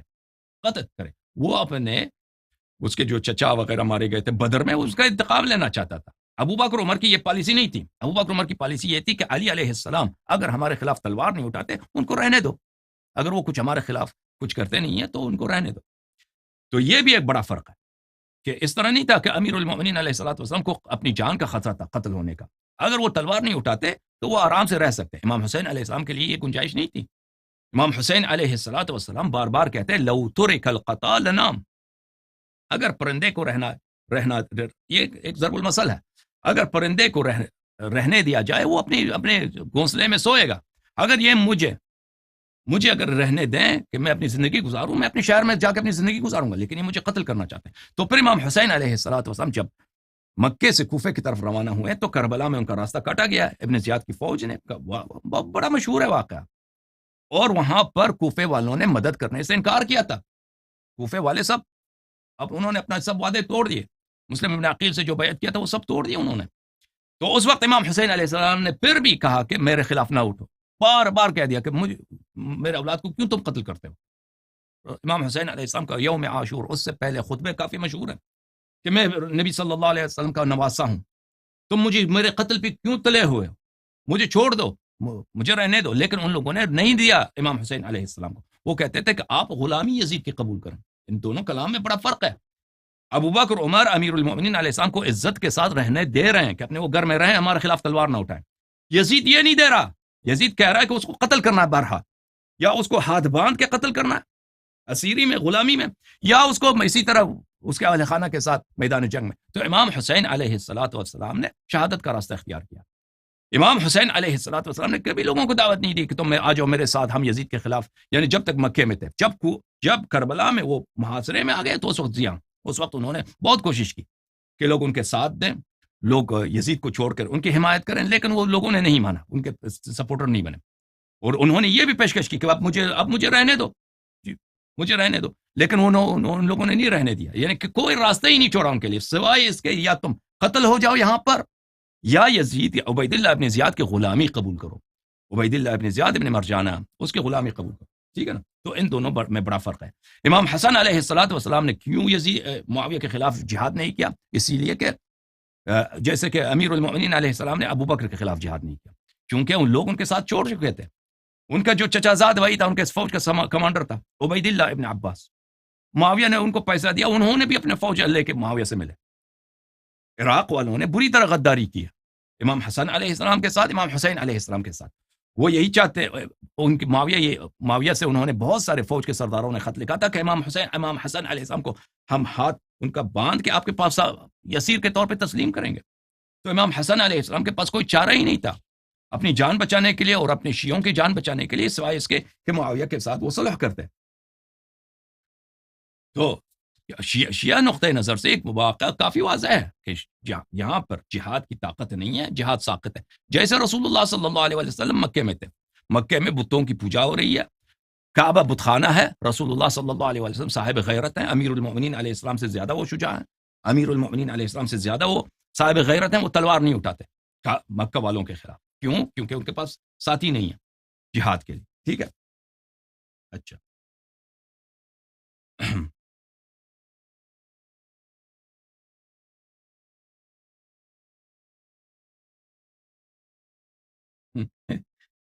پھر یہ صاحب کہتے ہیں کہ بخاری مسلم کی اگر روایت تم لے کے آئے ہو نا، مسلم والی روایت میں نے دکھایا، کہتے ہیں اگر یہ روایت مسلم کی قبول کرتے ہو تو بقیہ مسلم کی روایت بھی قبول کرنی پڑے گی. وہ انہوں نے آیت کوٹ کی ہے، افتؤمنون ببعض الکتاب وتکفرون ببعض، تم بعض کتاب قبول کرتے ہو، بعض قبول نہیں کرتے. یہ آیت جو ہے یہ وحی کے متعلق ہے، قرآن مجید کے متعلق ہے، تورات و انجیل کے متعلق ہے. یہودیوں نے جو بعض تورات کے آیات مانتے تھے، بعض نہیں مانتے تھے. ٹھیک ہے، اس کے متعلق ہے. یہ بخاری مسلم کے متعلق نہیں ہے. بخاری مسلم یا احادیث کی کتاب، یہ جماعت عمریہ کے خود علماء بھی، مثلا اگر ایک کتاب ترمذی کی مثلا آپ کچھ حدیث مان لیں، اس کا مطلب نہیں کہ سب احادیث اس کی صحیح ہے. اس طرح نہیں ہوتی بھئی. اگر آپ یہ کتاب اللہ جو ہے قرآن مجید، صرف قرآن مجید پوری کی پوری صحیح ہے. باقی کتابوں میں اس سے ضروری نہیں ہے کہ اگر آپ اس کی ایک حدیث کو مان لیں یا ایک روایت کو مان لیں، اس کے بقیہ احادیث کو بھی ماننا آپ کے لیے ضروری ہو. آپ کے اپنے مذہب کے علماء بھی اس اصول پہ نہیں چلتے کہ اگر مثلا کسی نے سنن نسائی کی حدیث نقل کی تو اس کے لیے سارا سنن نسائی سب کے سب حجت ہے. بخاری مسلم کے بھی بہت سارے آپ جماعت عمریہ کے علماء ہیں، اس سب کو صحیح نہیں مانتے. جہاں تک عمر کا اشداء علی الکفار دیکھیں ڈاکٹر صاحب کیا کہہ رہے تھے. ڈاکٹر صاحب فرما رہے تھے، ڈاکٹر صاحب فرما رہے تھے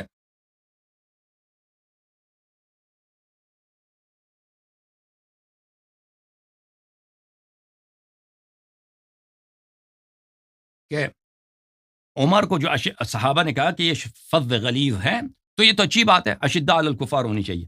یہ کتاب مصنف ہے للاحادیث والآثار، صفحہ نمبر 358، جلد نمبر 7.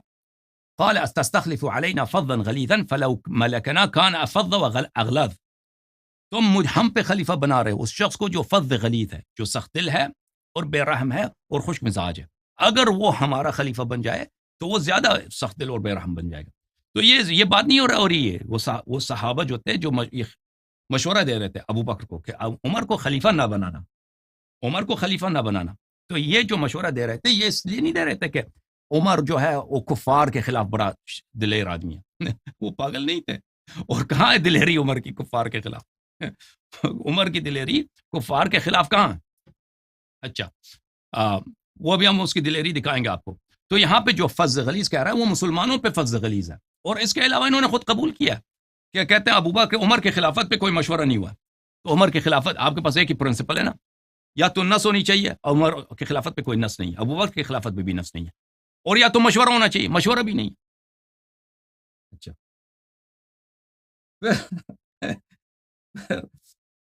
پھر کہتے ہیں کہ عزیزوں کہتے ہیں کہ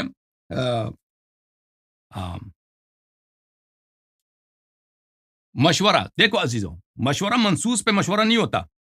ایک چیز اگر منصوص ہے اس پہ مشورہ نہیں ہوتا. ابھی ہم اور آپ بیٹھ کے مشورہ کر لیں رمضان کا روزہ واجب ہے یا نہیں، اس میں مشورے کی گنجائش نہیں ہے. جب رسول اللہ صلی اللہ علیہ وسلم نے خود فرمایا، یہ خود فرماتے ہیں میرے بعد میرے اہل بیت علیہ السلام کی اتباع کرنا، تو ان کی اتباع واجب ہے، سب پہ واجب ہے. تو پھر مشورہ کرنے کی ضرورت ہی کیا؟ تو مشورہ کرنا یہ جو ہے دین کے خلاف ہے. مشورہ کرنا یہ حرام ہے. جب رسول صلی اللہ علیہ وسلم بیان کر چکے ہیں میرے بعد اہل بیت علیہ السلام کی اتباع کرنا، تو مشورہ کرنا ہی باطل ہے. ٹھیک ہے نا؟ پھر آپ کی خدمت میں عرض کریں کہ کہتے ہیں کہ آپ نے سب کو رد کر دیا. کون سا رد کر دیا بھائی؟ کہ سب صحابہ کو رد کر دیا. صحابہ نے بدر و احد میں لڑائی کی اور حنین میں لڑائی کی. ملاحظہ فرمائیے عزیزو، قرآن مجید فرقان حمید، یہاں پہ سورہ مبارکہ توبہ آپ کو دکھاتے ہیں، آیہ نمبر 25 اور 26. اعوذ باللہ من الشیطان الرجیم. آیہ نمبر 25 ہے لقد نصرکم اللہ ببدر لقد نصرکم اللہ فی مواطن کثیرۃ ویوم حنین. اللہ تعالیٰ نے آپ کو کثیر مواطن میں کثیر مقامات میں اے مسلمان اللہ نے آپ کی مدد کیا. وَيَوْمَ حُنَيْن اور جنگ حنین میں اذ اعجبتکم کثرتکم جب آپ لوگ بڑے خوش ہو رہے تھے کہ ہماری تعداد زیادہ ہے, مسلمانوں کا لشکر زیادہ ہے. فَلَمْ تُغْنِ عَنْكُمْ شَيْئًا پھر آپ کی جو کثرت نے آپ کو فائدہ نہیں پہنچایا. وَضَاقَتْ عَلَيْكُمُ الْأَرْضُ بِمَا رَحُبَتْ ثُمَّ وَلَّيْتُمْ مُدْبِرِينَ اور زمین آپ پہ تنگ ہو گئی ہے, زمین آپ پہ تنگ ہو گئی ہے اور آپ لوگ وہاں سے بھاگ اٹھے ہیں, وہاں سے سب بھاگے ہیں, ٹھیک ہے نا, سب وہاں سے بھاگے تھے, صحابہ فرار ہوئے تھے. اچھا, تو اللہ نے مذمت کیا ہے کہ صحابہ نے حنین میں فرار کا راستہ اختیار کیا.